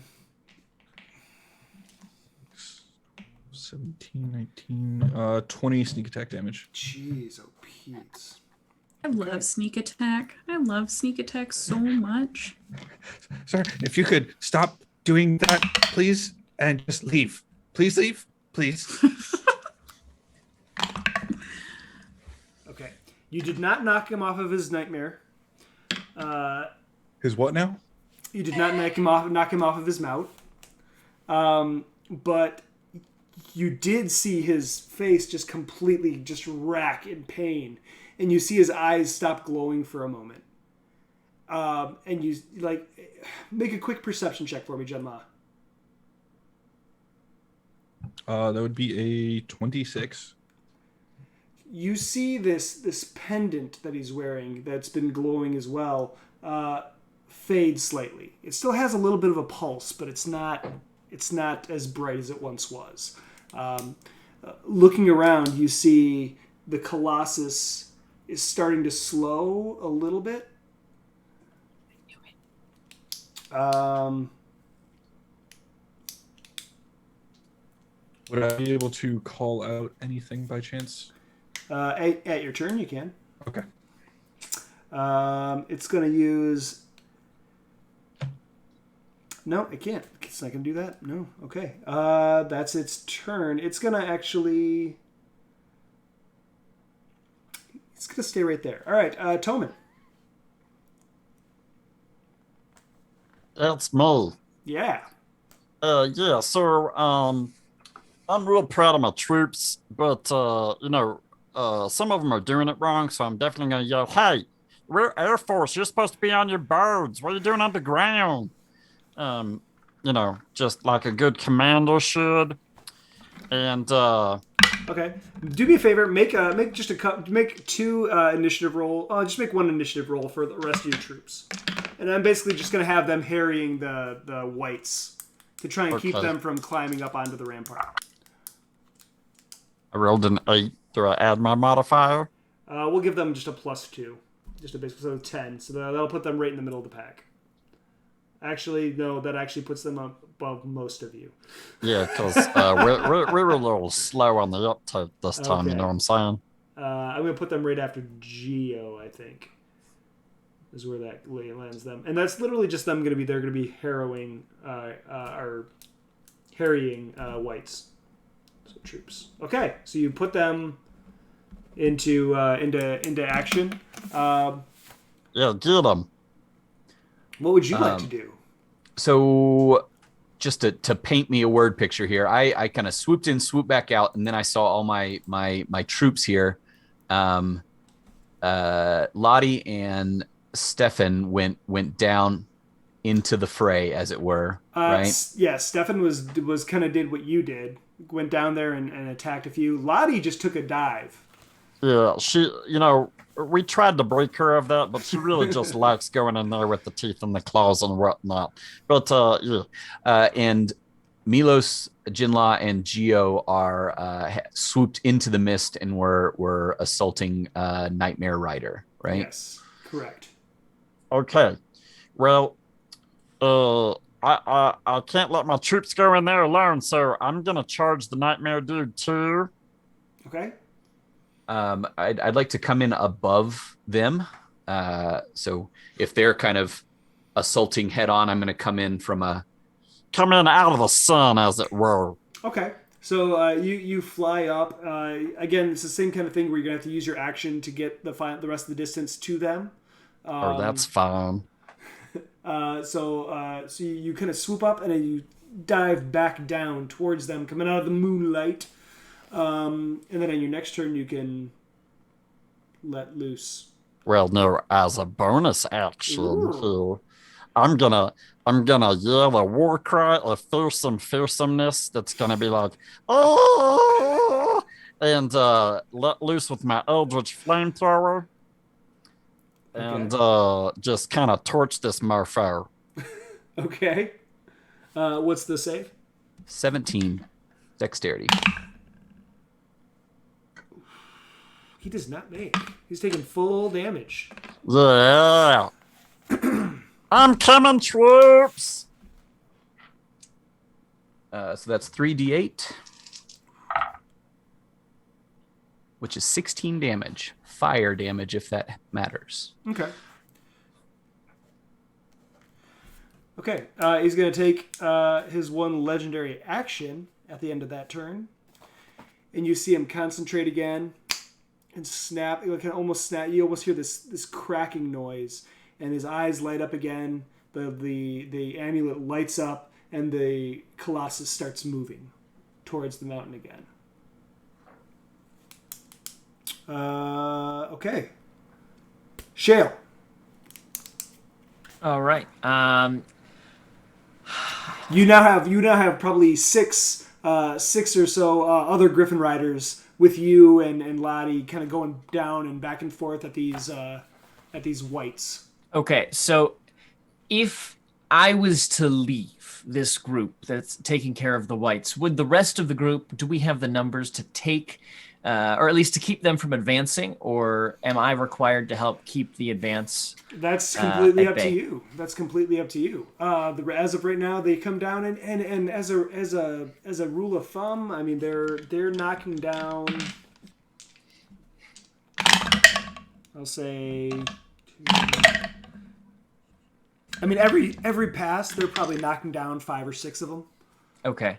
Is that enough to slow the advance, or are they continuing to advance? They're still climbing. You guys are definitely slowing them down, but they're still making progress. Did I notice any faltering in them when the amulet stopped glowing? And I don't know that I would have known that the amulet stopped glowing, but did I see any faltering for a moment from these whites? No, nothing that you'd seen just yet. Okay. Well, I'm not very. I don't have ranged weapons beyond my tentacle rods, so I'm no good in the air. You chose the wrong profession, my friend. You're telling me. Yeah. Okay. You know what we're gonna do? I'm gonna take. We're gonna do something a little reckless here. We're gonna peel off from the rest of everyone who is harrying the whites, and I am going to go swing around behind the gigantic iceberg, and I'm going to attack the iceberg. Okay. All right, you can make your movement from your griffin, and then your action to dash. That'll get you there, and then on your next turn, they're closing the distance. It's 80 feet. It's 80 feet. So I would say at the end of this turn, you'd get there. You'd be able to make an action at the end of this turn. The griffin's fly speed is 80 feet. So I'd say because they're still closing this way. I would say you'd reach him at this turn. Cool. I am gonna not go that full 80. I want to be like 10 feet away, and like swinging kind of by the side of it because my tentacle rod has a range of 15 feet. Okay. And so I'll just make 3 attacks with the tentacle rod this turn. Sure. So that's what I will do. That's an 18 on the first hit. Yeah, that hits. Okay. Second hit is gonna miss. Third hit is 15. Miss. It hits, but it just kind of bounces off. Okay, so it'll take 3 points of bludgeoning damage from that first hit. Okay. You see a little chunk of ice just kind of break off and fall back into the ground. All right. And I'm going to, just kind of hold Lucenzo in a holding pattern right now. And next turn, when the thing is in our attack range, we'll do something then. Okay. All right, Geo. Okay, so I'm pissed off that he attacked my griffin.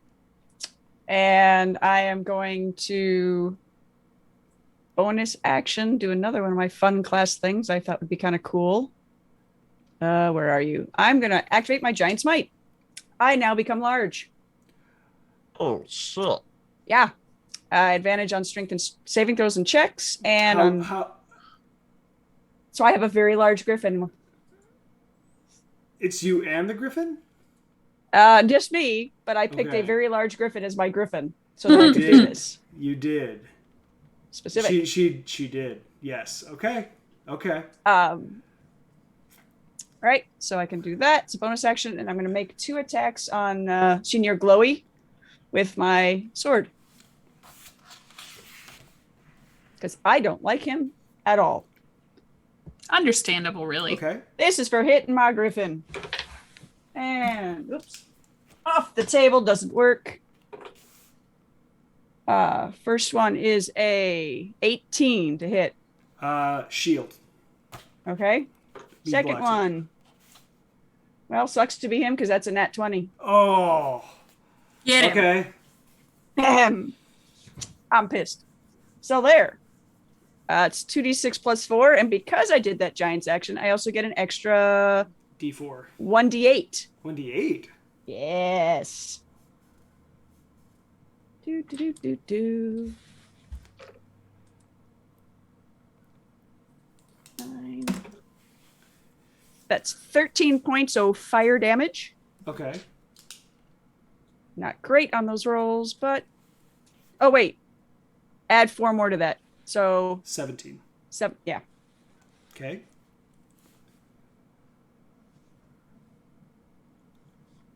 And yeah, because you missed the first one. Yep, that's my turn. Okay. It's gonna make. All right.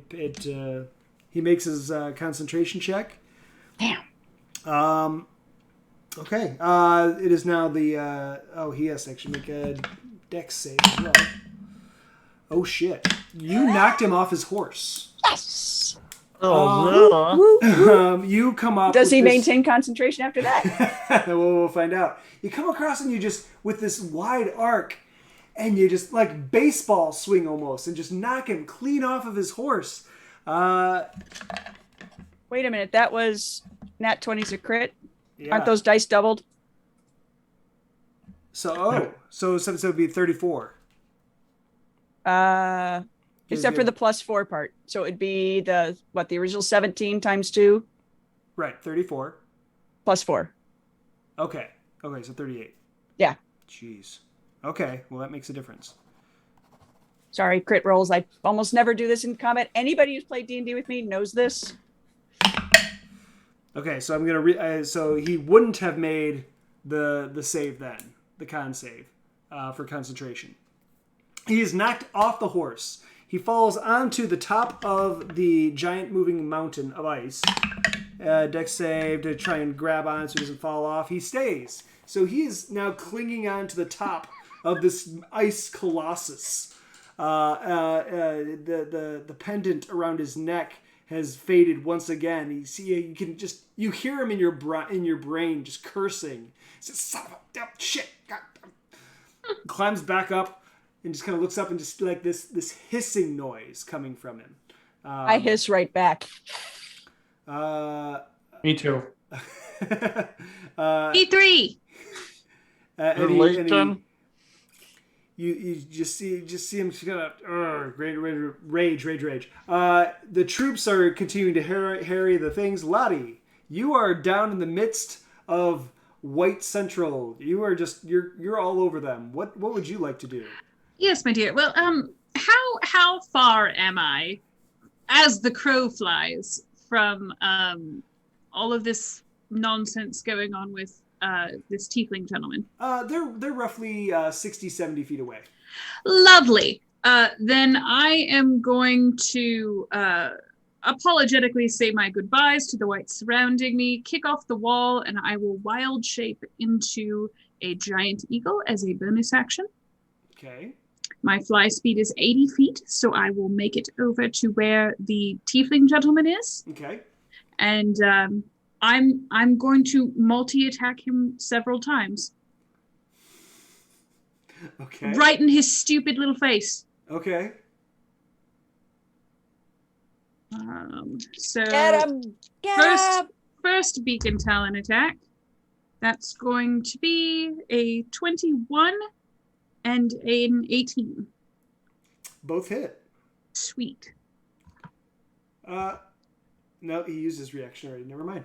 Go ahead. Yeah, they both hit. That'll be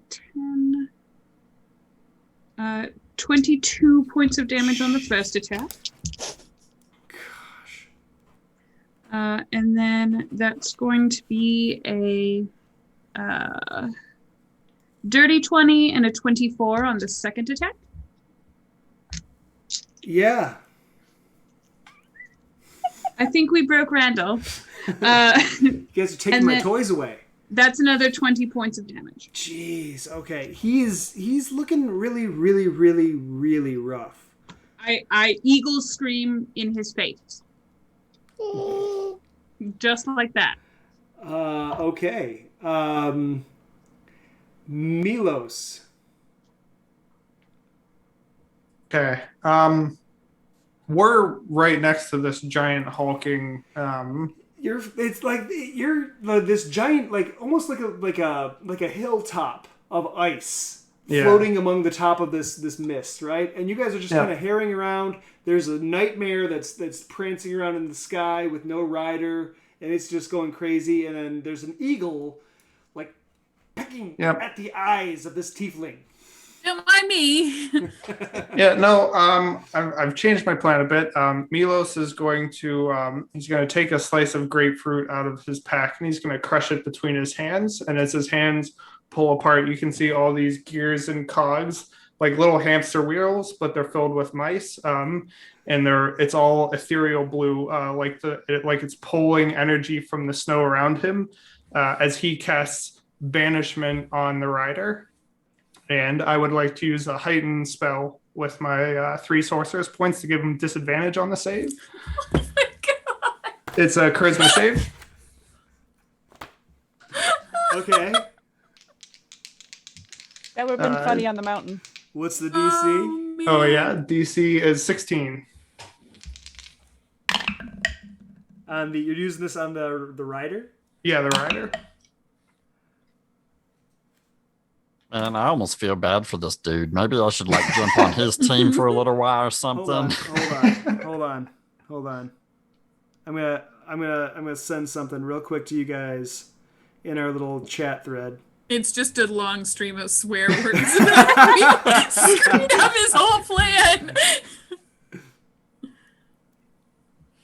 And that's in the Twitter thread right there for you.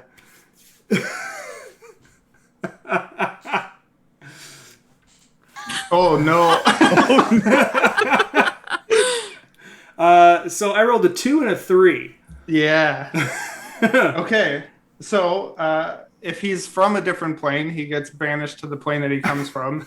If he is from this plane, he gets banished to a harmless plane, but he's incapacitated for a minute. Oh no. So Yeah. What do you guys want to do for the next hour? minute. Okay. You see the look on this creature's face. He just kind of looks down and he feels this pulling at his insides, and he starts grasping at his chest. No. And you actually verbally hear his voice. He says, "No! Oh gosh, it's not happening! Oh my! You this sound is why silly. I talk in your head." And he just vanishes. The giant construct is still there. The eye slowly dims, and it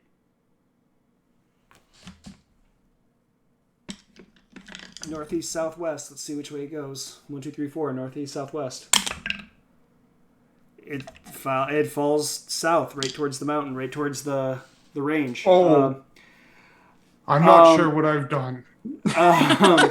You see this probably 200-foot tall mountain of ice and rock start just tilting forward.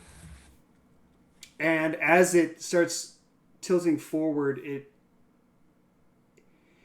it hits the base of the mountain. It hits right where about right where the rampart is.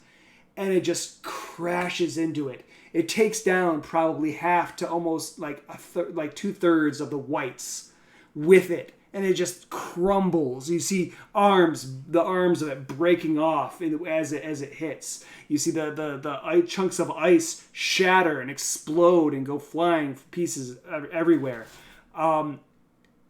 The whites, if you could imagine a white screaming as it plummets to the ground, being crushed under the weight of yet another mountain. And then Between a rock and a hard place, you know what I'm saying? And then there's this plume of smoke, of dust and debris that just kind of rises up through the air. The mist, as soon as the creature's gone, the mist starts to dissipate and floats away. And as you look down, you see a sea of whites, like covering the entire mountainside, covering the hills, like going down into the forest. And you see the lights in their eyes flickering and go out, and they just drop one by one, by one, by one, by one. And there's just like a river of bodies littering the landscape. And it's quiet.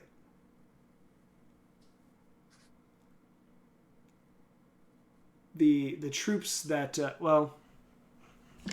gotta make a couple of I gotta make 6 saving throws for the troops that may or may not have been caught underneath the giant mountain as it fell. I was gonna say, is Steven all right? Because he was like right up in there. Oh no! If I ride the mountain, I ride the mountain.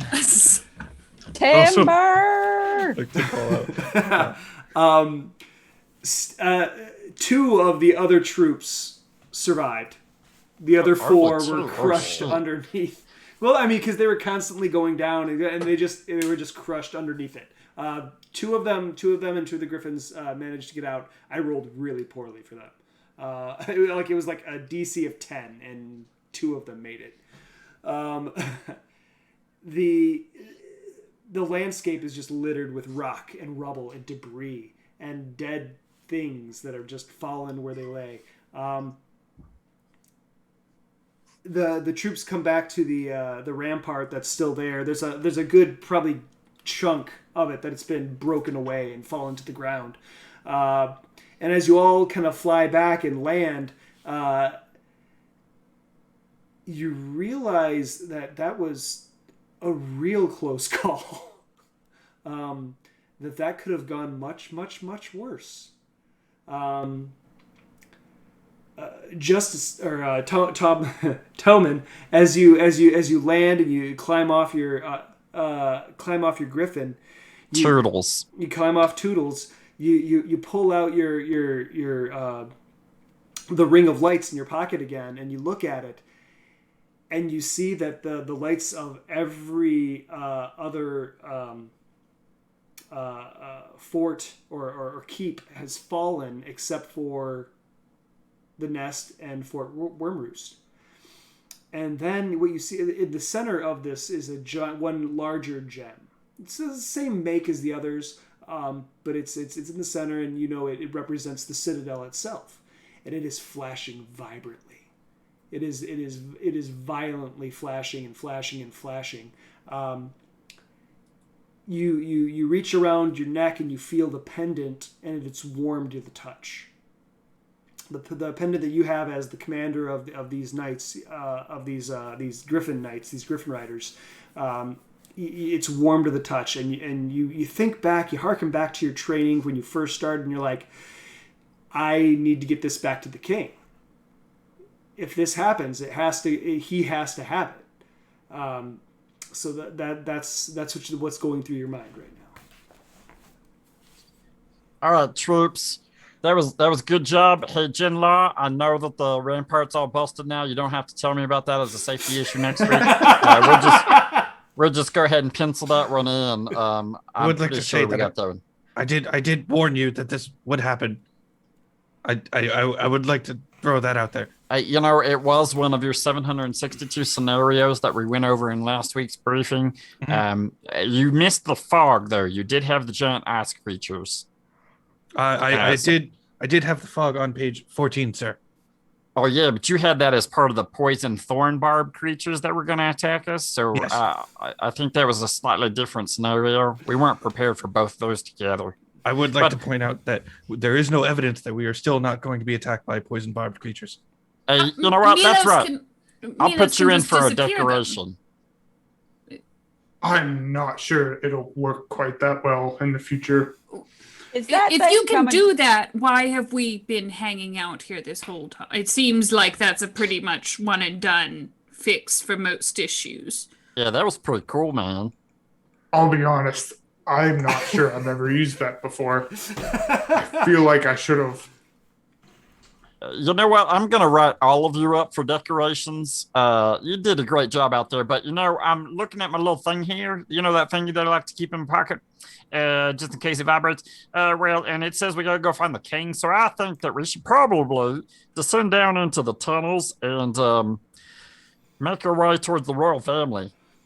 Sorry, Turtles. You have two options that you can go with going forward. You can either go through the tunnels to get to the castle, or you can just fly on your griffins to the citadel directly and report in that way. Whichever way you think would be faster. Oh, well, flying's always faster, right? Usually. Geo, love, could I catch a ride with you? Of course. Yeah. At this point, I'm probably no longer large. And is that thing coming back? No, it's dead. No. The one that went poofy. Oh, I'm actually not sure. And you can see that Milos's tail has been swishing back and forth about once a second, and at 60 seconds it stops swishing. Does everything come back? It does not. Nice. Oh, thank God. Well, wait, you mean you didn't know if that was gonna fix it? Oh, yeah. It does not come Minor back. Point. It does not reappear.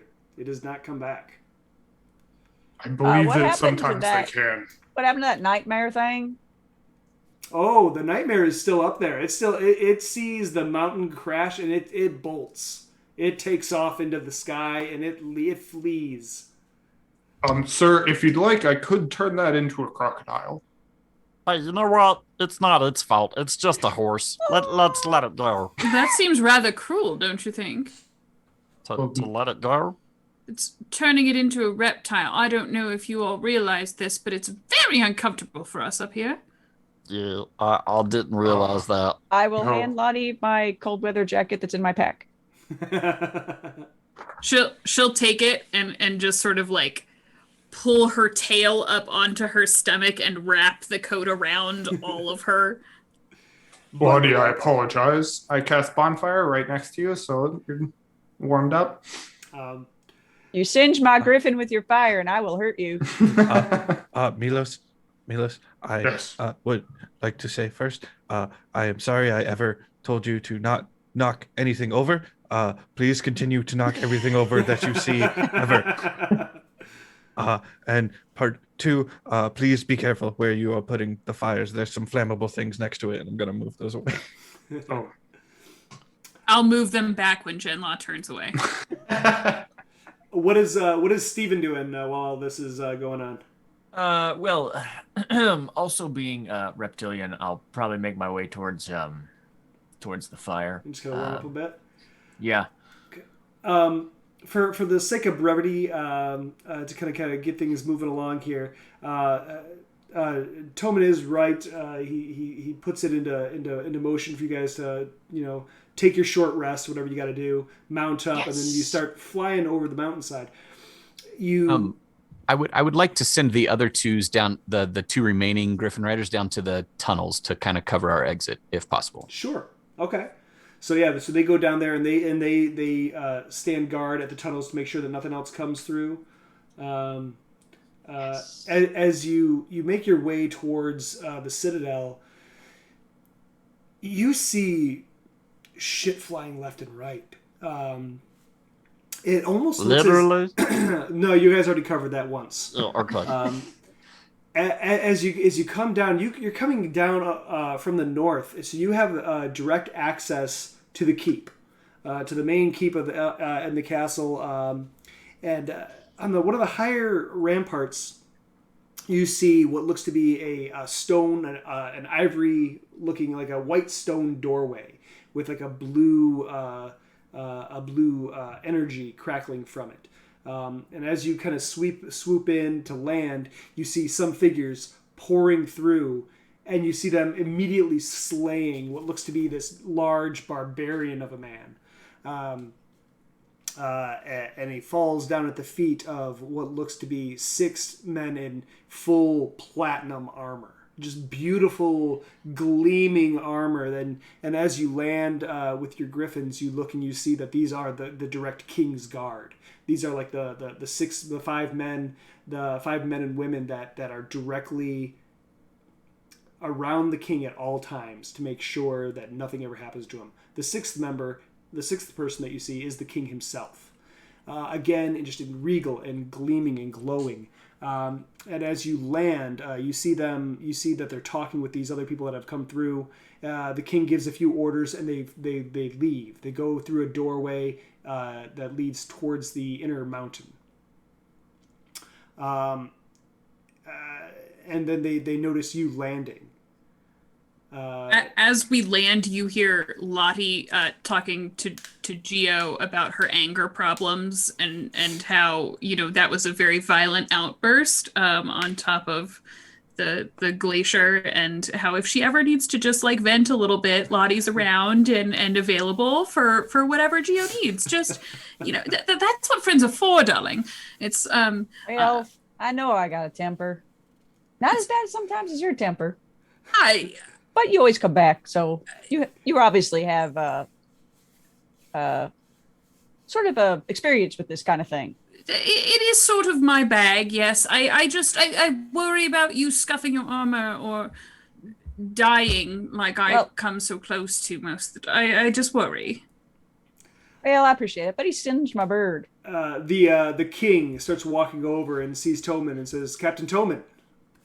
Oh, yes, Your Majesty. We're here to help in any way possible. Also, this crystal was like glowing and shit. He looked down and says, "Oh, good, you still have it." Well, yeah, I do. All right, the others have come. We need to go into the mines, to the gate now. It's our last stand. We have to defend it at all costs. All right, but shouldn't you be like bamfing out of here through the tunnels and stuff? There's no stopping this now. We have to. There's no escape. This ends here. Oh, you hear that, Genlaw? Last stand. Can you move him somewhere else? For a minute.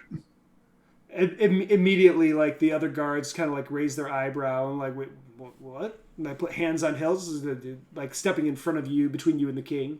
Yes, I hiss at them. I don't think I feel comfortable casting a spell on the king himself. King Levenheit just kind of like puts his hands on their shoulders and sets aside. Says, "No, you don't understand. We have to be here. We're the only thing stopping them from doing it. The only one stopping them from breaching the gate. Come with me." And he starts leading you away. This is very much like the top of Minas Tirith. Looking down over the city, you see like gates have been breached. Swarms of humanoid creatures are coming into the gate. It looks like half orcs, dragonborn, barbarian raiders, just people from all different backgrounds, races. You see a few very distinct members. They're wearing these blood red robes. They have very pale white skin and bald heads. It looks as if there are a few points of entry into the main citadel that are still holding, and you see troops down there holding it back and doing whatever they can to try and thwart the assault. You're led into a cavern, into the castle, down a few sets of stairs, and as you get deeper and deeper into the castle, you realize you're going into the mountain. You see a path that would have led towards the nest. You go past it, and you get to a large platinum door. It's gleaming, brilliant. And it has the symbol of the king on it. He goes up and he touches it, and it opens. You walk inside and you see dozens and dozens of soldiers, magicians, wizards, any number of people, of members of the royal guard, standing there ready to attack. And as they see it's the king, they all kind of take ease and step back. And as you walk in, you see they're all in front of this massive stone door that has a place, and on it there are 9 holes. And already you see that 7 of the holes have been filled with crystals just like yours, Toman.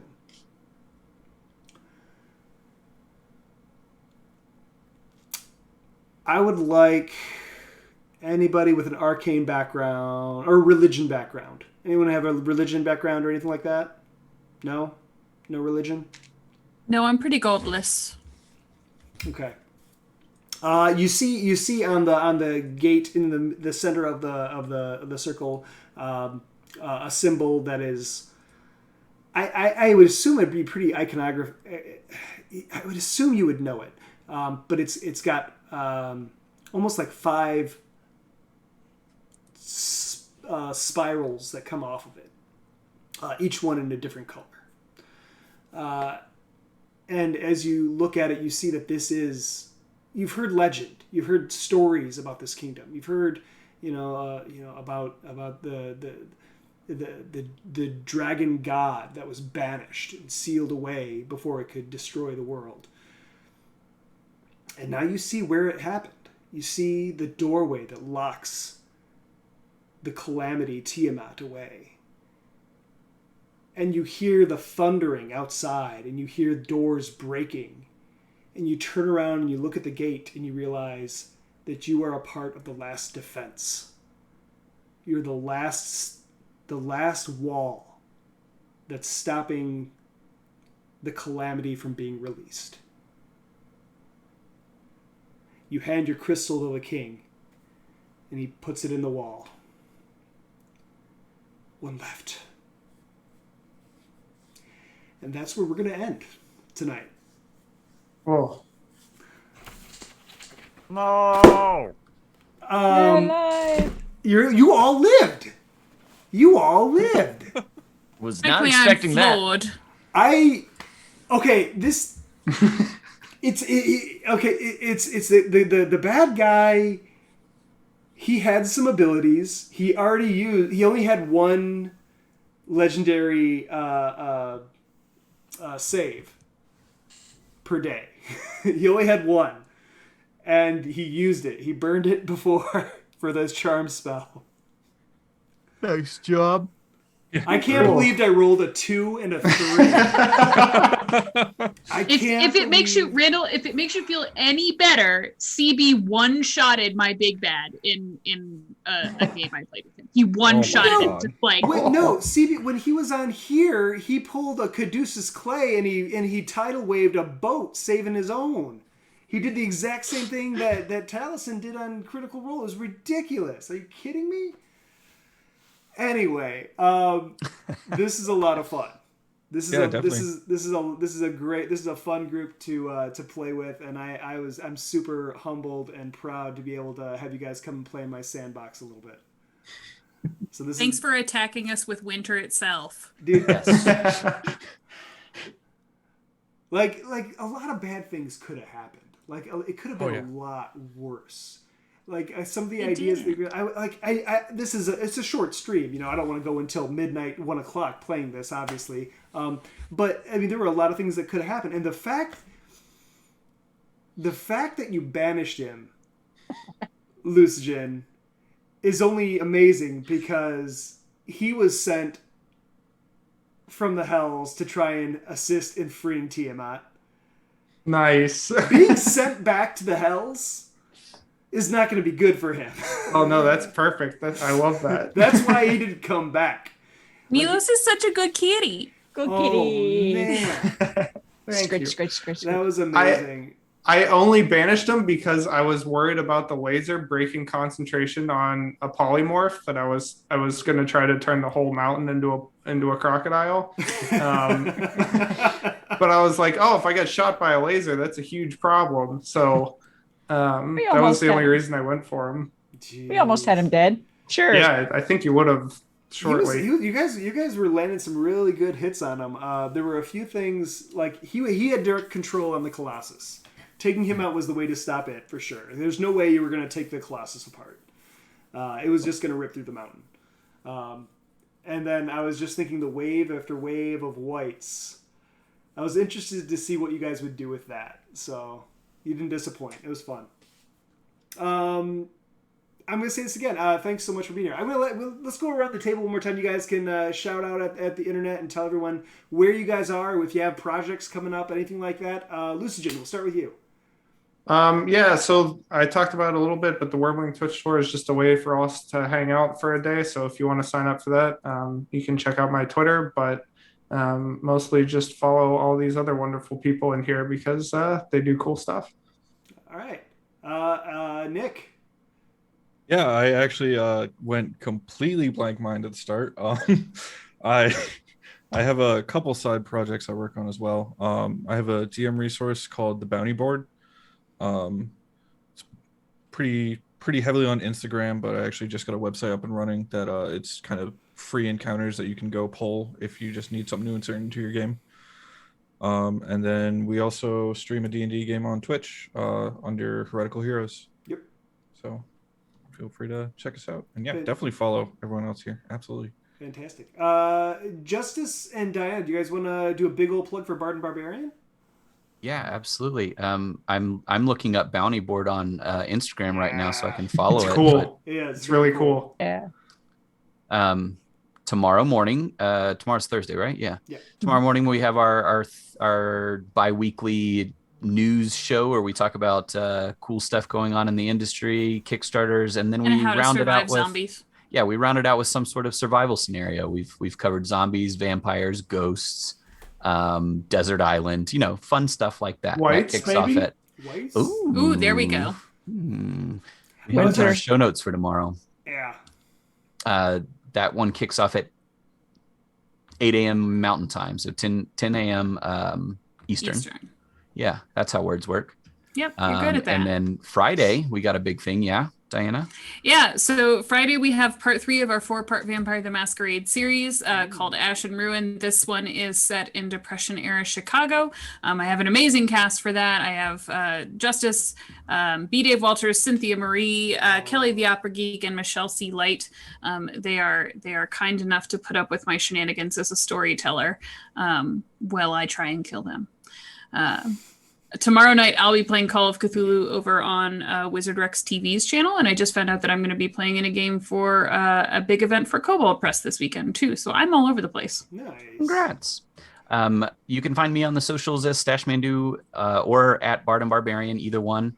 I'm the community manager for and operations manager for 1985 Games, and we've got a Kickstarter running right now. It's Dungeon Notes, and it's 5e related, and I think the sticky notes are probably the coolest thing I've ever seen for the new accessories for making efficient DMing. So that's worth checking out, in my opinion. Great. Josh. Yeah, as I mentioned on the top of the stream, I'm a freelance tabletop game designer. I've got stuff out on the DMs Guild, on Drive-Thru RPG, on Itch. I've published with Mage Hand Press before, so you can find all that those places. Best place to find me is on my Twitch channel. It's twitch.tv/Joshua Simons. It's my name. I stream usually every Wednesday and Sunday, but we put off our stream today so that I could come here, be here with y'all. It was an absolute blast. Another thing I'll say is join me on Sunday. I will be playing in the Talon and Claw. They're doing a Jasper's Game Day event this weekend, and I'll be playing in the 11 a.m. Eastern Time game over there with them. And then later that evening, I'll be on my own Twitch channel as well. So yeah, best place to get updates about me is on Twitter. My handle there is Joshua M. Simons. Great. All right, Carla. Pretty much catch me on Blame Carla on all the socials. This is my first actual Twitch D&D match. So this was so much fun. I'd love to do this again. This was such a blast. Glad to have you. It was a lot of fun. Also catch me modding the Wyrmwood stream. So come by, say hi. Yes, yes. Actually, you can probably say I've been on all your streams at some point saying hi. So yeah, don't have much of an online presence. I show horses, so it means I'm gone a lot. Okay. So well, that's cool. Yeah. Equestrian, I like it. Nice. Yeah, hopefully we have a show season this year. Yeah, no kidding. All right, so to everyone that doesn't know, that's hanging out tonight, that doesn't know who I am, I'm Randall Hampton. Again, I'm the author and illustrator of the Little Game Master series of children's books. I also kind of fancy myself the illustrator for the D&D community. I love drawing characters. I love it. I love it. I love it. I feed on it. It's just so good. It gives me life. And so I had a lot of fun taking their characters and giving them little headshots for the show tonight. He's real good too. Beautiful. It's a lot of fun. So I enjoy it. Doing this kind of work just gives me breath and it energizes me. So I enjoy it so much. Yay! You can catch me here. I do Twitch streams every once in a while where I just do art and chill streams. We hang out and I draw stuff. I am also a host over at Geeks Like Us, where I do Drawing Conclusions. It's a show where I sit around with influencers and industry leaders to talk about the IPs that we all are really passionate about and we get unapologetically enthusiastic about. So, you know, we'll sit there and we'll tell you, like last week we talked about WandaVision and I did a picture of the Scarlet Witch while we were chatting and talking about it. So that's kind of what that show's about. And that's every other Wednesday at 9 p.m. Guys and gals, this was so much fun. Thank you so much for being here with me and letting me kind of play around and have some fun. This is a delight. So thanks so much for being here. It means a lot to me. Thanks for having us. Yeah, thank you for running a game for us. This was great. Yeah, thank you so much. And the artwork, amazing. Yes. Absolutely. Appreciate it. Thanks so much. Everyone, thanks so much for joining us for the night. Be safe. Be loving to one another. Take care of each other.